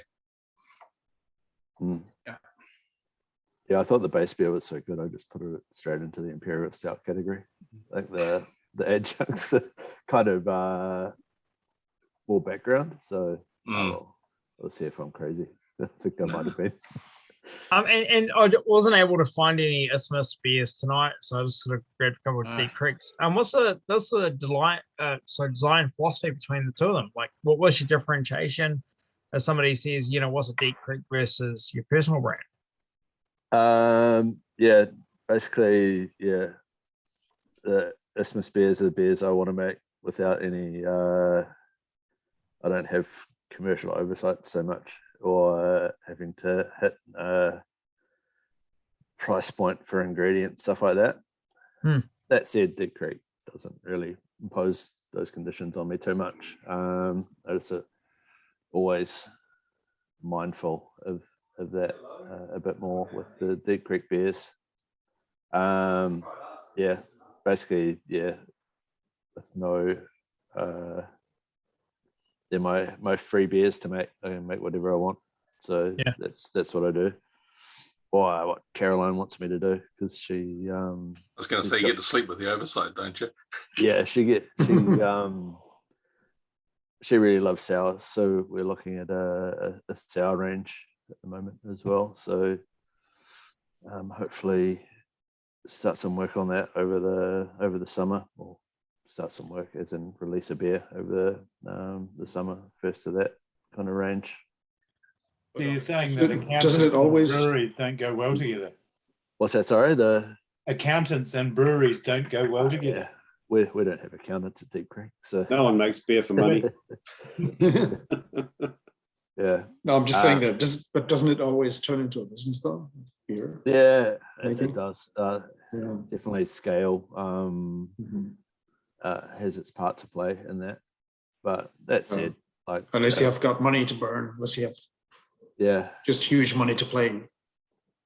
Yeah. But it must come out in the final price of the beer though. Like if hazies, for instance, you're throwing twice, 3 times, 4 times as much hops at a hazy, and those costs accelerate up there. So and your customs and excise costs go up a little bit for percentages of alcohol. So if you're too expensive on shelf, you don't get taken off the shelf by the customer. So that's the ultimate decision maker in the process, is what the customer is prepared to pay to sell it enough beer. That's the bizarre thing. If you look out there at the moment on the shelves, the price between a high ingredient cost beer and low is often bugger all. It's more based on that. Pricing seems to be pretty indexed to ABV these days, which is a bit strange. That's the largest part of Oh, that's the big, yeah. cost. So yeah, I only got one question, mate. You're still going to keep making the 3D? yeah, definitely. 3D is about to Cool. go into supermarkets. So as long World's as not people- going to end. We can have COVID, but as long as we've got 3D, I'm happy. as long as people keep buying it, I'll keep making it. So that's I'm doing my it's best. a two-way street, man. Yeah, you'll I try. you'll see it in your local countdown if you have a popular local countdown. I think we're going to 43 stores, so Cool. they will have picked the highest. Is it going to survive their DC? No, it's going direct from us, so it's Oh not shit! going So to you're DC. doing direct to store? Yeah. So Oh, wicked! Countdown have got the new category manager is pretty keen to shake up what they've been doing, so they're going to get a lot better in the next month or so, I'd say.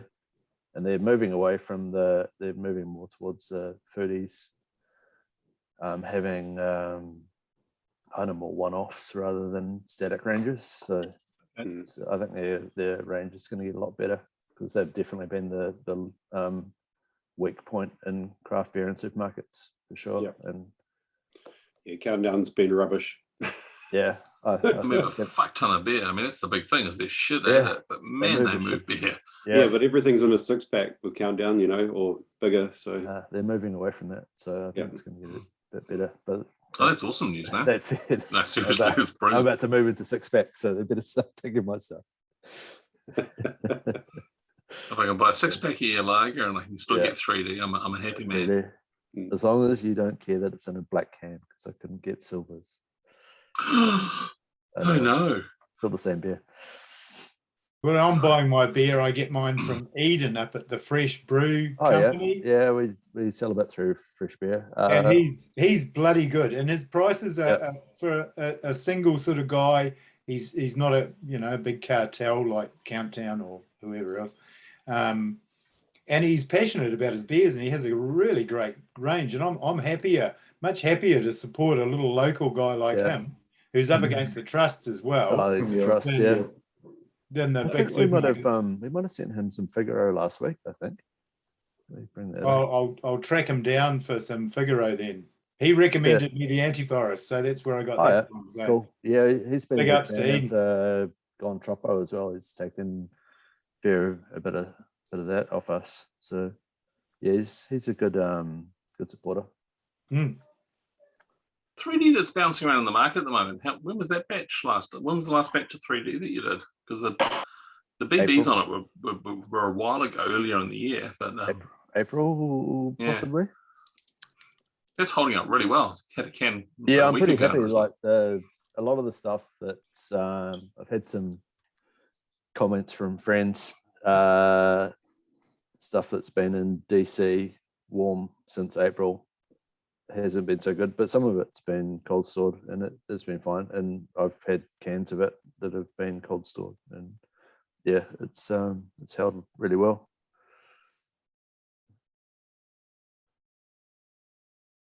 Have you found like are you guys cold transporting, or you just like see them on? We cold store, but transport ambient, but it's like next day kind of thing. So at worst, usually it's delivered in by a man in a van rather than a courier. So up next. yeah, it was Typhoon that we sent Eden, which is our hazy double IPA, and some Gone Troppo. So it wasn't Figaro. Give him a kick. Tell him you want some Figaro here. Yeah. No, I'll tell him that. So I know I'll try what he's got though, because I was impressed with the Antivirus. That was very nice. You still going to run with the Cloud series as well? Is that still an evolving project, or has this had a bit of a... We've got a fresh batch of Cirrus out probably Monday. So it's in tank. It's probably due to clear diacetyl tomorrow. So yeah, from next week we'll have that. And then we've got Stratus is the last release in that series, which we'll bring out kind of December, around then, November, December, which is pretty soon. So I should probably brew that again. Is Nimbus gone burger? Yeah, it was. So I've done Nimbus, Cumulus, I think is pretty much. Yeah, all Cumulus gone. was lovely. We're kind of doing 2 brews for each one. We've done 1 brew of Ceres, and then kind of COVID's got in the way a bit of delaying the 2nd brew, but we've foolishly done that in the lockdown. I think they're a really cool style of hazy. Yeah, and then Stratus will be the last one, and then we'll do something new. I think. Move on from clouds. Or we'll just redo them. Cumulonimbus. You're running Yeah, sure. No, we've got some ideas about where we want to take that. A lot of clouds. The direction of that. Yeah. Yeah, Cumulonimbus was going to be the double IPA 'cause it's a bit angry, but then we went to Typhoon for the double of that range. Was it Typhoon you mentioned as along with the Hallowed Ground that you'd sent to Eden? Gontropo. Gontropo. Gontropo, yeah. Okay, I'll give them a try. And that's a passion fruit mango sour. Okay. Not a big sour fan, but I'm willing to give it a try. So Need to change this. Yeah, you see it's the orange and yellow label. There we go. To be fair, I think a lot of people are non-sour fans. Then, when they try a decent one, then they become one. They're I really think you're good on probably a- right, William. I have tried a couple that I really like, and I've tried a whole bunch that need to keep working at it. They're pretty For a long refreshing. They're my go-to from after a hard day's work because they're a really good kind of palate cleansing beer. Yeah, very summery as well, I think. Yeah, for me, it's climate. Yeah, summertime sours and stouts and porters in winter. They definitely pick up for sales-wise over summer, but yeah, it doesn't put me off being cold.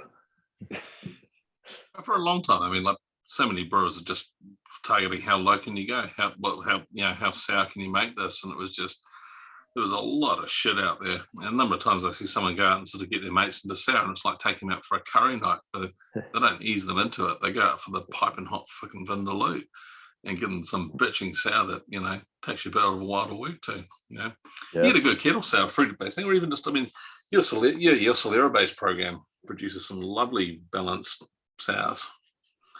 You think you might win championship beer again this year? No. No.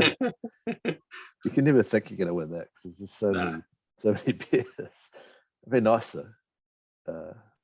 I'd be pretty happy if we did. We put some pretty good beers in there, so I'm just happy with what we put in. We'll see if check it's in the right category, I suppose. We'll see if that holds up with the judges. So cool. Different judging panel this year. They don't have. That's going to be weird, eh? Quality Auckland judges involved. Well, you look at who's there. They're like, I know they did a big whip round about 2 weeks out just to fill the. I mean, you know what's going on. Yeah, they did a whip around, kind of when the Australian judges can come over. So yeah, take all the Aucklanders out. I'm sure there's some good people on there. So got plenty of faith that they'll do a good job or have done a good job. Do you run your own packaging line, Hamish? Like canning and bottling? Yeah, we have a canning line at Deep Creek.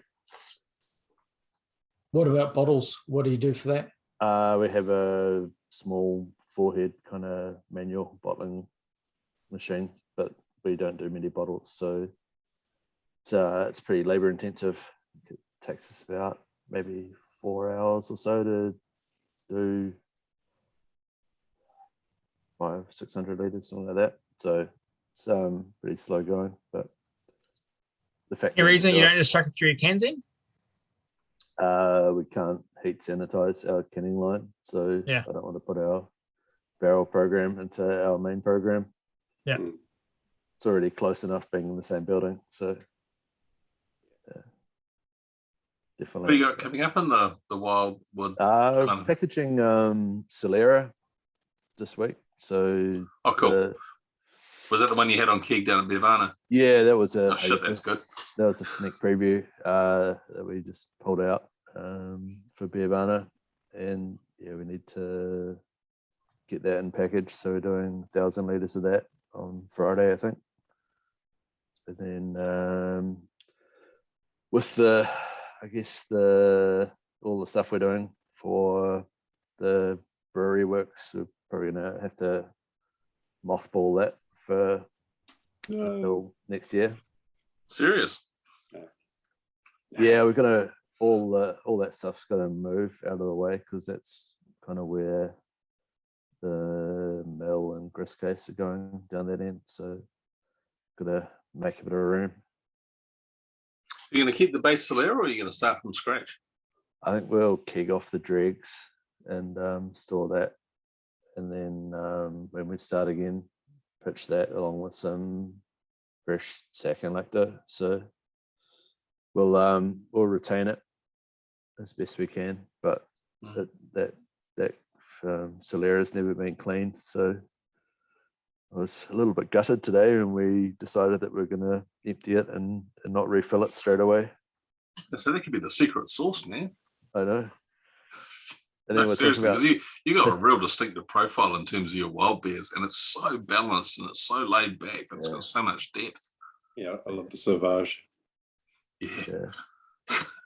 maybe we should just fill it straight up again. Yeah. Move it full. Yeah, We'll come out and we'll man the pumps to make it happen if that's what's such needed. such a tall, skinny tank that moving it full could be the shit. So, Right. it definitely needs to be empty, unfortunately. Mm. But no, it's something that you're quite unique about. I mean, like, I think, every brewery's got its own sort of like different kind of wild profile. Yours is really distinct. I'm sure we can recreate it. Good. Yeah. Anyone's interested in interesting sours, Mo is clearing the shit out of their ones at the moment at a stupid price. You buy 6 of sour grapes or the sour cherries for $25 at the moment, and they're just dumping stock, mate. They're just blowing it. Who's that, sorry? Moa. Where at? EMU, is that what you're drinking? Buy direct from them, $25 Direct, for grabbed a dozen of the sour cherry. So 375s, and it's interesting. It's pretty good. And sour grapes, 25 for a 6 or 50 for a dozen, including freight. Yeah, that's pretty good. These are beers that were selling for $15, $20 a bottle. Yeah, we got a bunch of those. One of the ex-employees worked for us for a few months, and then left to the States a couple of months ago, and he brought in his reserves and donated them to everyone. So I've got a few kicking around, but they're pretty sharp at that price. Oh yeah. Dave doesn't give a shit because he's out of there now, but otherwise he would have been livid. Yeah, he's probably buying some. Yeah, quietly. He was the one who told me to go get him. I mean, just on that, like, how do you? Crash the website. I was just going there myself. Yeah. Let's go. I've got mine now. I'll let you guys can go for it. Take it in turns, guys. In terms of your costs, I mean, obviously you got to look at, you got a distribution chain. We don't really have tap house, that sort of thing.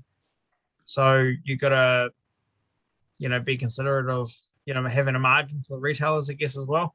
It also means, I guess, you can't vary out beers too much often either. Yeah, I guess the positive of having a distributor is that they take a lot of that staff overhead of sales, but there's definitely a lot of overhead in working with them as well. So kind of cuts both ways. No one's ever 100% happy with their distributor that I've ever talked to. So and anyone that is about to not be. So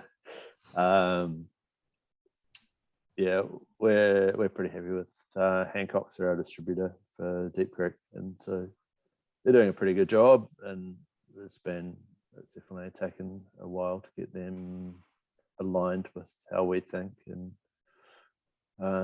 doing the same job. Definitely this fruited sour project we're about to release has been a bit of a rigmarole. It basically came about from was commissioned by one of our export clients who wanted these sort of beers and thought they'd go really well, and we made heaps of it for this order, and we think they'll go pretty well in the New Zealand market as well. So, but trying to get your distributor on board has been a challenge, but they're taking them all on. So we'll see how good a job they do with those. What batch size are you doing on those?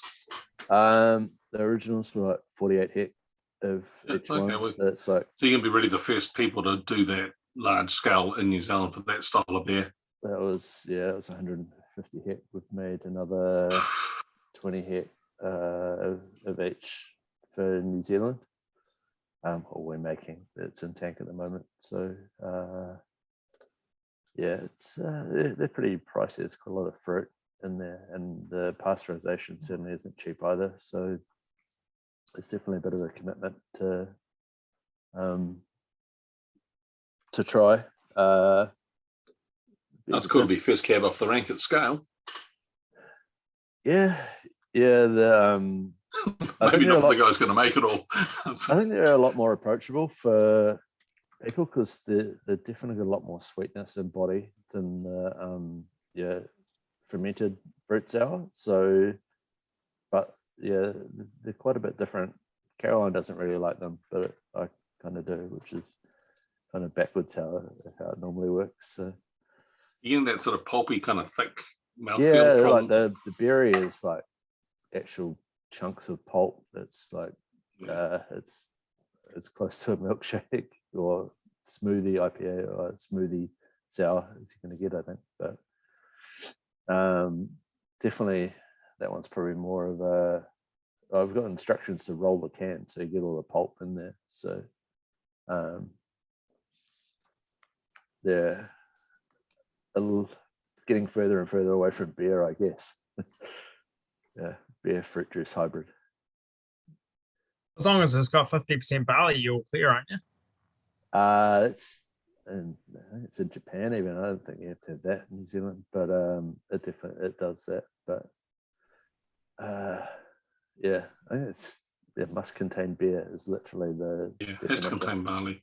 We've got a flat excise system in New Zealand though, William. Like you pay based on alcohol in whatever beverage it is. Yeah. So you're not trying like overseas. You often pay different excise depending on the type of beverage it is. So therefore they get into this beverage classification thing.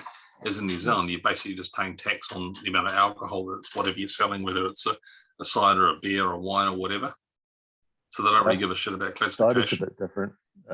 Cider and wine, but yeah, beer is flat. It's if you're above 2.5%, you pay the same excise no matter what. Cider has bands, so it's 3 to 6, 6 to 9, kind of thing. Something like that, like RTDs are as well. But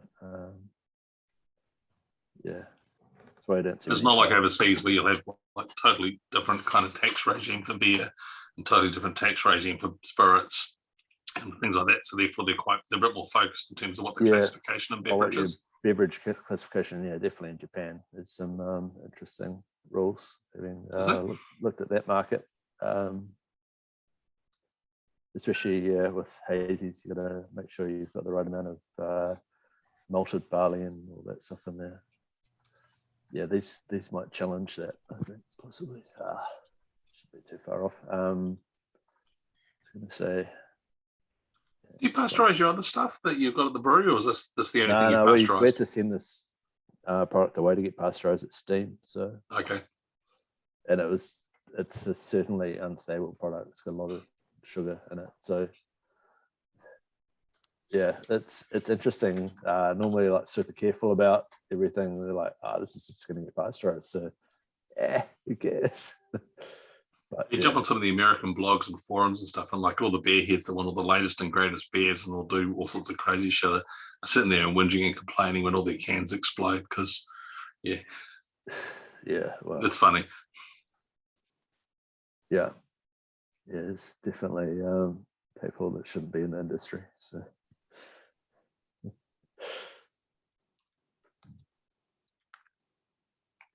Alrighty, well, thanks very much, Hamish, for your insightful spiel on the hoof. Q&A, Matt, is Q&A. It's the best way rather than listening to me talk about boring stuff. Be fun to do a tasting as well with you in the future. Yeah, it would be a good way of doing it. I've done these before where there's like a tasting pack that goes out and you do a kind of run through them, but well, maybe with more than a day's organization. I mean, I think quite a few of us still managed to grab a couple of deep creeks. I appreciate that you guys made the effort to go out and get some stuff. So that it was a last minute mission. Yep. Yeah. Yeah. Whether there's a will, there's a way. I should have thought. So already had that one in the fridge. I saw someone had a basalt earlier, so I did bring basalt with me. But,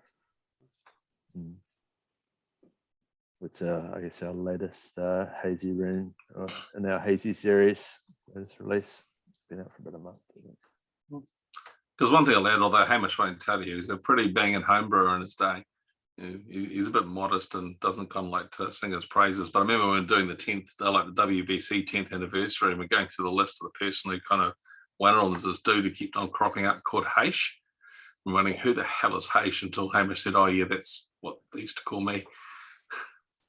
And even on the sober stats and stuff like that, he's batted pretty well over the years. Yeah, I definitely had a pretty scientific approach to my home brewing because I was a scientist, so, and I really like beer as well. So combo, a natural fit. Yeah, well, I think you have to have that. You have to have that scientific background, that attention to detail, and you can't be successful without that as a home brewer, even. Yeah, I think you can make beer. It's an obsession. It's a passion, right? Yeah, you can make that beer good beer without that knowledge, but certainly a lot easier understanding when things have gone wrong or something like that. Troubleshooting to have understanding of why you're doing things. Just touching on before you said like Isthmus is sort of like the stuff that you want to brew that's not really cost conscious. Does that mean like when you're like a brew that's probably going to grab for that? I mean, it's still price, but does it fit? Do you feel like that's probably the brew you grab before you Deep Creek? If that's more your personal brand? I have unlimited access to Deep Creek beer, and I work there every day, and we're packaging Deep Creek every day, so that's most of what I drink. Yeah. Okay. I guess I've got unlimited access to Isthmus beer as well, but it's beer I could be selling. Whereas the stuff that's going to get chucked in the skip or something anyway. So you're just drinking like dented cans and stuff like that? So, yeah, misprinted cans or something that we can't sell. So yeah. Isthmus beer. I mean, I'll give a vote for Isthmus beers. I'll give you a plug. I mean, like when we were doing the XPA style, when we had to build one because there isn't one. I mean, that was one of the reference bases we used. I mean, I think your 3D. Would you win gold for that in the New Worlds? Yeah, I mean, gold in the New Worlds. So yeah, it's still one of the better West Coast I've had in the last 2 or 3 years. Yeah, Tropos are cracking. I would drink Isthmus all the time, but most of my beers with my distributor. So I get cases sent here occasionally, but most of the time I'm just grabbing stuff from work to drink at home. So, but yeah, anytime we package stuff, I get a bunch of Isthmus stuff to drink, and it is always good to. I guess the Deep Creek stuff I'm drinking is always fresh. Isthmus stuff I'll try it throughout its age, which we do for Deep Creek. We keep archive cans that we go back to all the time. So you definitely want to see, not just drink your fresh stuff all the time, because you'll find you wind up having complaints in 3-6 months, and you want to know how stable your product is. So always. So you mentioned you only pass rank some of it. You're filtering most of your beers apart from the hazies, or? Anything that's supposed to be clear is filtered. we've done the odd unfiltered beer throughout the years, but just for consistency, instead of like a fine beer, you might wind up with some cans or kegs towards the start or end of the packaging run with a little bit of extra haze that goes through. That's why we filter just to make it consistent. It's a pretty loose filter. I think we're looking around 8 micron with the only set of filter pads we've got. So it's but it's plenty clear enough for our Pilsner, and we don't strip out too much flavor along with that. So we definitely, process wise, try and get everything as clear as possible to go through the filter, and then just let the filter polish the last bit of it. Do you get much loss with filtering? We had well, it was a club meeting, and we had Craig from Batch Brewing, and he was saying he generally doesn't filter his beers because he loses a lot. Is that a thing for you? You do have some losses. We try and minimize them. We've got a different filtration method to steam. But yeah, we've got a lenticular filter, which basically a big cartridge filter, and they can only eat so much particulate. So we try to minimize the amount that goes in there, and you're definitely going to get losses from that. That's why we try and give it as long as possible before we do filter to get it as clear as possible. So we minimize our losses, but sometimes time is not our friend, and we have to filter cloudy stuff than we'd like. And yeah, at that point you definitely get increased losses. But that's what I wondered a little bit with the filtration thing. Does that just quicken up your throughput? Because we, as home brewers, and we can get really crystal clear beers, but it might take a few months to get there. Sometimes you don't have the time. Well, we definitely don't have the time. The only thing we'd look at to improve that would be a centrifuge, which is basically speeds up gravity, right? So that's something we're looking at, but we've got a large wish list of things you want to buy, and that's on the list. But I can see you haven't got one of those with a new system. We've got one in the budget, but we'll see how the budget survives the punch in the mouth from the brewery. So and other things. I suspect we're not going to be getting it. But you could just get more tanks and wait longer, and then you've got time. Basically, why spend $250,000 on a centrifuge? You just buy some tanks and have a longer turnover time, longer conditioning time.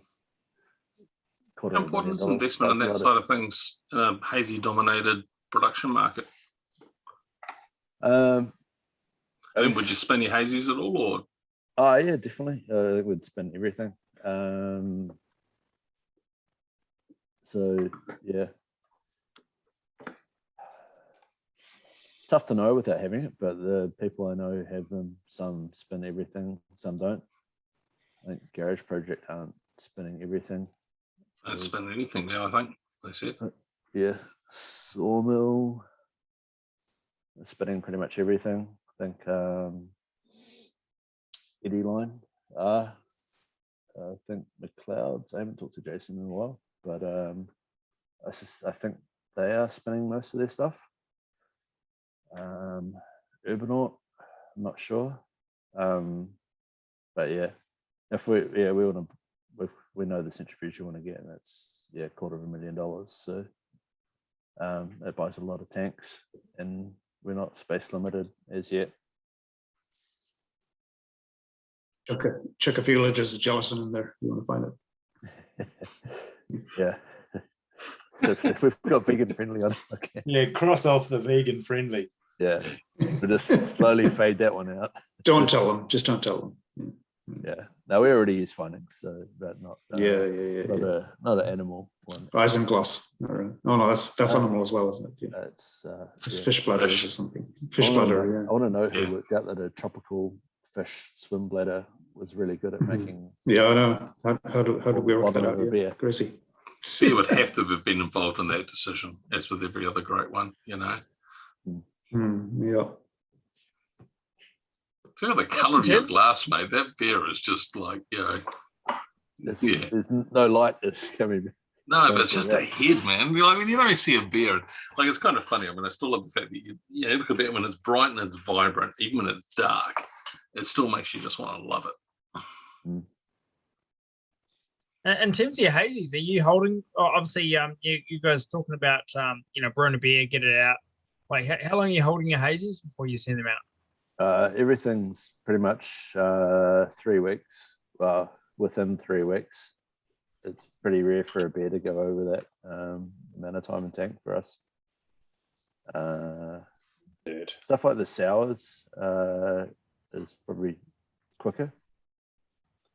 But yeah, normally we're getting stuff clear diacetyl around 18, 19 days, and then it's crashed for a couple of days and into package. So yeah, 3 weeks is pretty fair average. Oh, so you're actually keeping on the yeast for 18, 19 days? Yep. So what, Dave saying you're starting to crash? Yeah, I'm going to hear. No, crashing after diacetyl. So 18, 19 is where we clear Thanks, mate. diacetyl. Okay. And then we'll crash it after that. What are you using for your de-evaluation? Just your good cells? Yeah, the Cool. human mass spec. Working? Yeah, it's pretty reliable. It's doing forced diacetyl test. It's something I've been doing for a while now, and having staff to do it makes it pretty easy process. Because not normally, so just back to that, like, so normally you de-rest, the general consensus, you do that when you got a few points left. If you're doing 18, 19 days, that beer is pretty much finished, isn't it? Oh, yeah, sorry, we're on diacetyl rest probably from early on, especially through winter, because it's hard to, we don't have heating on our tanks, so we've got to, the fermentation's got to get up there. And in winter, once you pass a certain activity, it's really hard to get that heat back into the beer, and it just takes ages to clear if you don't get up to 23 degrees. So we're putting them on de-rest probably maybe half to 2/3 of the way through fermentation, which can be like in a couple of days. So yeah, probably 19 days is on the outside of what we're seeing for diacetyl clears. Probably 16 is more like the average. Depends on. So you're basically saying that like 2 to 3 days in, you're doing your de-rest, and then you're dropping it back down at that elevated temperature until it passes diacetyl, which is up to day 16, 19, whatever. Yeah. I think And then you're holding it at that time, you're holding it at high temperature for longer, or you're sort of just dropping it back off naturally, or? Well, I guess it tails down as activity wanes and your ambient temperature is cold at the moment, or has been cold. The last month it's been warm enough that they're kind of maintaining the temperature. But the diacetyl clear is literally a temperature dependent reaction. It doesn't depend on yeast, or yeast kind of impacts how much is created. But the conversion of the precursor into diacetyl is a temperature dependent step. So if you don't get hot enough, you don't convert to diacetyl quick enough, so the yeast can clean it up. So depends on the yeast as well, right? Yeah, yeast got different yeast strain, but the hazies throw heaps, so they take ages, and they're kind of the hardest to detect it in. So because they're like so hoppy, there's heaps of other things going on in the aroma. so you can mess those up easily, and it's definitely detectable in the finished products.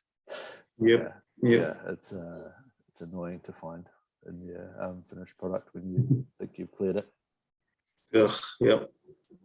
You're running 23 for a DRS pretty much regardless of, apart from, I suppose, lager yeast, whatever yeast you're running. Lager's a bit cooler, yeah. But yeah, 23 for ale. I know the Belgians run them a fair bit hotter, but it's not. You're saying about 15 for the lager, eh? For dairies? Yeah. I think typically it's like 3 degrees above fermentation temperature, but our typical ale, like a 001 kind of style ale, will ferment at 18, and the hazies will ferment at 20.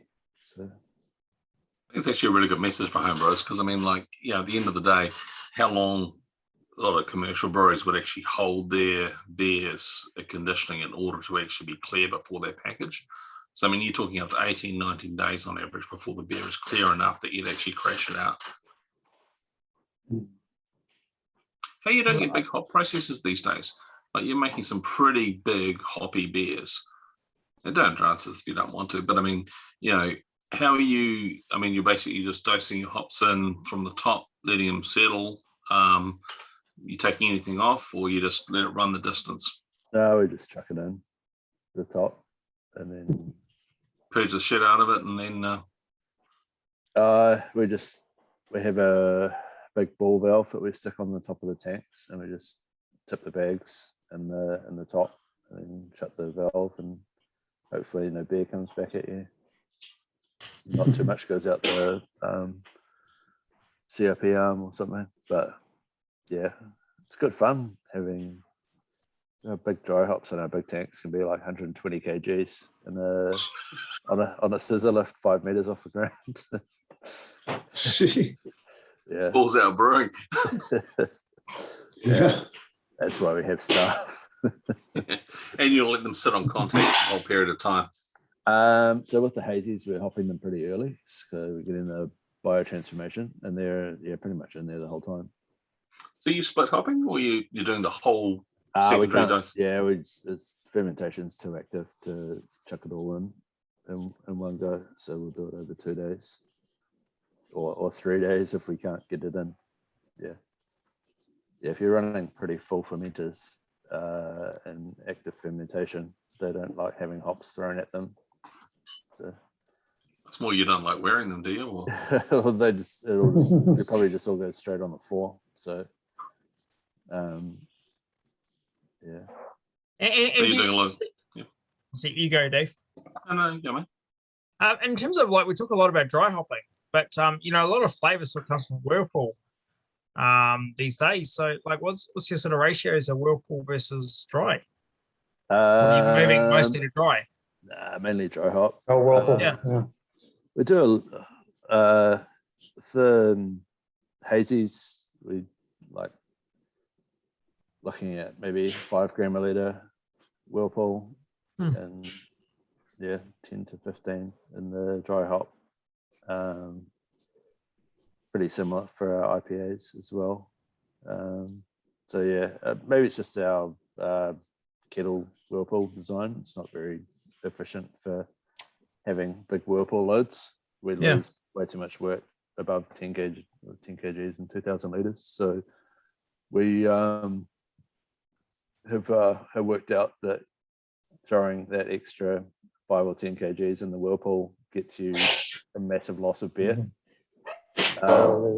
Some of our contract customers haven't learned that lesson, so they insist on a large Whirlpool edition and then complain about a really low yield. Thing, right? We just basically threw every kg of hops loses you 10 liters of beer, kind of thing. But that much. It kind of makes sense, doesn't it? Like you get your bitterness from the boil. And you get your bitterness from the boil at that point as well. So yeah.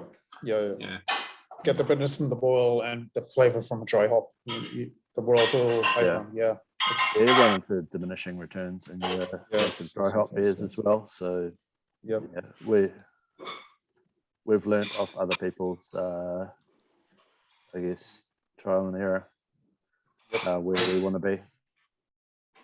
You use Well, I a have decent chunk of cryo in your stuff these days, or you're still just using pellet for the bulk of it? We use a bit of cryo, but not a lot. Some of our customers use a lot of it. Really good for yield, so that kind of diminishing returns, you could get around it by using some cryo. So it's really good for that, but it's definitely not something you want to go pure cryo. I think you definitely get something more from the I guess leaf impact, or not just lupulin. So yeah, I think cryo tastes stripped. I mean, yeah, there's only probably one full cryo beer that I really like, and it's really good, and I've got no idea why. In most of the others, you can sort of like, they're just So I mean, you're getting you're getting some pretty big hop flavors for 10 to 15 grams per liter of dry hopping. I mean, is that sort of why you don't have to worry so much about sort of pellet yield and everything else like that, or? That's where we found like the flavor kind of doesn't max out, because you get more, but the yield impact you get from it, and the hops can go a lot harsher at higher rates. So we've found more, I guess, through when we're dry hopping, gives us the bigger about the limit anyway. impact. That's about the limit anyway, 10 to 15 grams per liter. Anything above that, you're kind of wasting it. Yeah, you are, but that doesn't stop people. Yeah, yeah, you definitely do get more, but is it better? That's yeah. That's as you say, diminishing returns. And but how much are you focused in terms of hop yield? Like, I mean, like, process in terms of like utilization of flavor from your dry hop, because you guys are getting a lot of flavor out of that. It's a tough thing to measure, really, other than sensory. So I'm just happy with the beer we make, and that's where it's fallen. So cool. Yeah. So you mentioned like you're doing your biotransformation over a few days, but are you doing later hopping, like closer to your crash, or are you just doing your for the hazies? It's all early, like 3 to 4 days is what we're targeting. That can be quite a way through fermentation, as they're pretty active ferments. So for some of them, can be pretty close to most of the way through fermentation for even pretty large beers. So they're still all pretty active, but some customers have had us do them basically on the dry hop on the day of brewing. So I'm sure there's a word for it. I can't remember what it is, but yeah. High Krausen hopping or whatever they call it. It's not even that, because it's like you haven't even pitched the yeast yet. Oh, okay. Yeah. Oh, yes, that where you actually run them hop dipping, whatever it is. It's not dip hop, because dip hop isn't that where you like you run it as slightly hot, then you chill. Yeah, then this you is pitch. like it's not even hot. It's like at fermentation temperature, and you put hops in it. Okay, but like just at the same time as yeast. So do you just like sometimes you just make like these guys requesting all these things, and you're like, are you sure? Like, I'm always like you don't have to do that, eh? Like we've got other ways. Sometimes if someone's doing something stupid, then we'll advise against it. Or if it's like just going to wreck the beer, definitely. It's an interesting question. Yeah, sorry. Yeah, it's an interesting question though. I mean, like, and we never talked about it. Actually, it's kind of weird. Do you reckon you guys have gained quite a bit through the fact that you contract brew for so many people? Like, I mean, often contract brewing can be a right pain in the ass and a bit of a shit from a logistics and a production point of view. But I mean, do you think it's given you guys? I mean, you're in an interesting position where you've been one of the top brews, but you've also been one of the top contract brews as well. Do you think you've actually sort of learned a lot and gained a lot through the process? So. It's definitely been mutually beneficial, I guess. can't do all these things and not learn. But yeah, sometimes it's been more pain than it's worth. But without making mistakes on behalf of other people, it's been, I guess, a learning experience. Mm. Especially Well, when